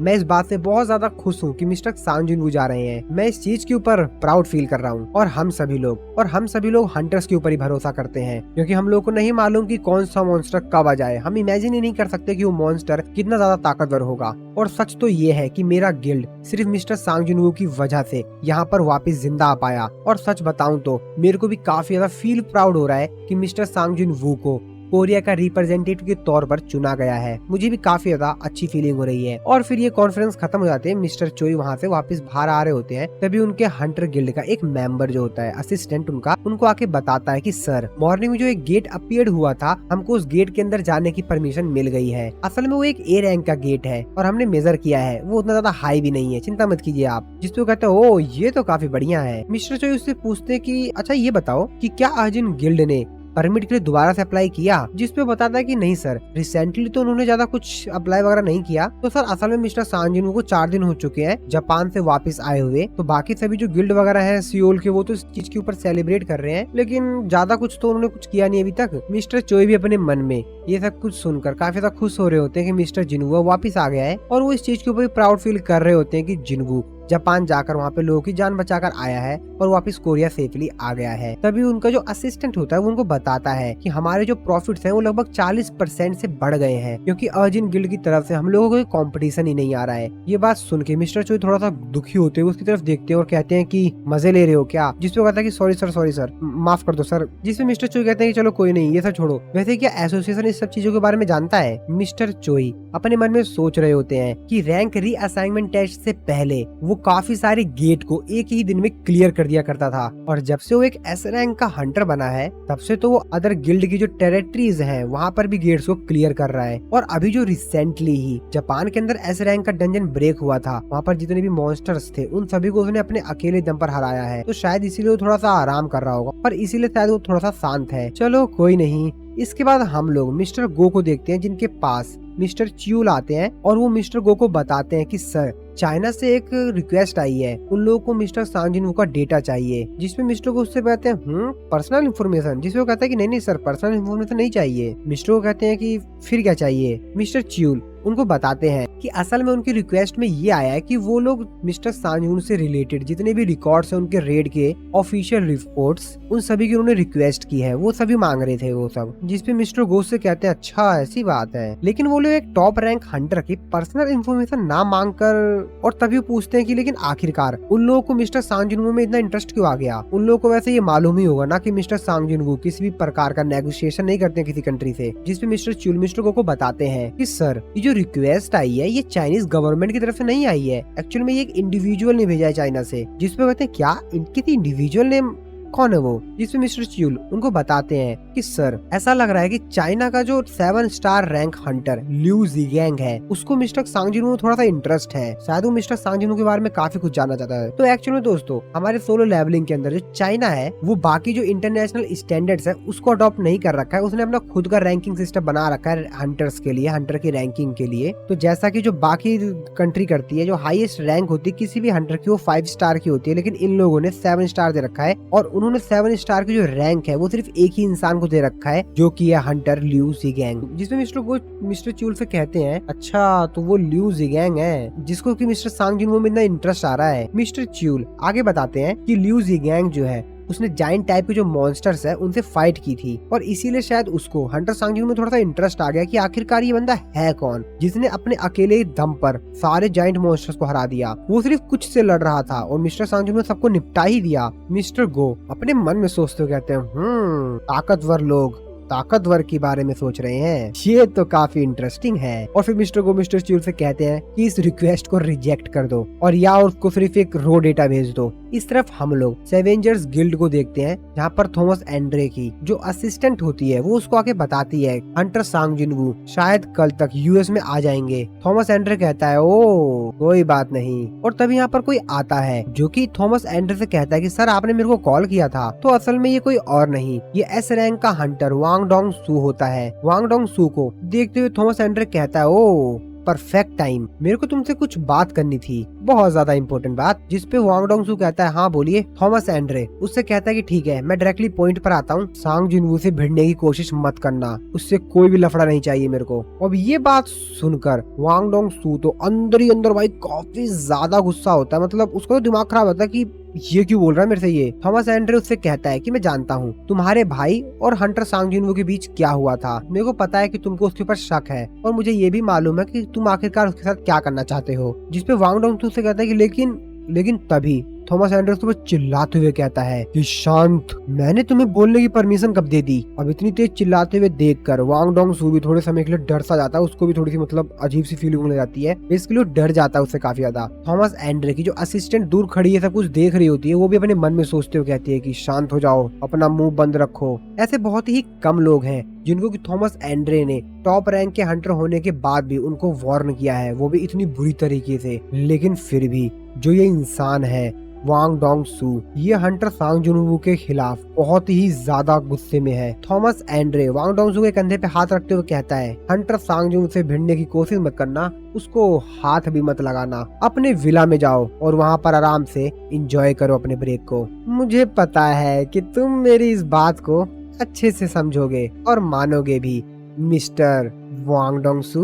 वांग डोंग सू भी काफी ज्यादा गुस्से में होता है, लेकिन फिर भी वो कहता है कि ठीक है, समझ गया। थॉमस एंड्रे कहता है कि ठीक है, अब तुम जा सकते हो। हालांकि वांग डोंग सू यहाँ से चला जाता है, लेकिन वो काफी ज्यादा गुस्से में होता है। उसके चलने के ढंग से ये तो अनुमान लगाया जा सकता है कि वो काफी ज्यादा गुस्से में है और वो हरकत जरूर करेगा शायद, और वो काफी ज्यादा गुस्से में वहाँ से चला जाता है। जिसके बाद थॉमस एंड्रे की जो असिस्टेंट होती है, थॉमस एंड्रे से बोलती है कि क्या इसका ध्यान रखना है। जी थॉमस एंड्रे कहता है कि नहीं नहीं, ज्यादा ध्यान नहीं, मतलब ठीक है लॉयरा, मिस्टर वांग डोंग सू को काफी ज्यादा स्ट्रिक्ट सर्विलेंस में रखो जब तक कि हंटर सांग जुनवू यूएस से चला नहीं जाता। और वांग डोंग सू काफी ज्यादा गुस्से में यहाँ से जा रहा होता है। उसकी तो आंख में, मतलब उसकी आंख को देखकर समझा जा सकता है कि उसके आंख में बहुत ज्यादा गुस्सा है, वो बहुत ज्यादा गुस्सा है और वो बदला तो लेगा मिस्टर सांग जिनवू से। थॉमस एंड्रे की जो असिस्टेंट होती है वो उससे बोलती है कि क्या ये आपकी बात को एक्सेप्ट करेगा, जिसपे थॉमस एंड्रे बोलता है कि वैसे थोड़ा बहुत फ्रस्ट्रेशन झेला जा सकता है, मौत से तो बेहतर ही है ना। और फिर इसी सीन के साथ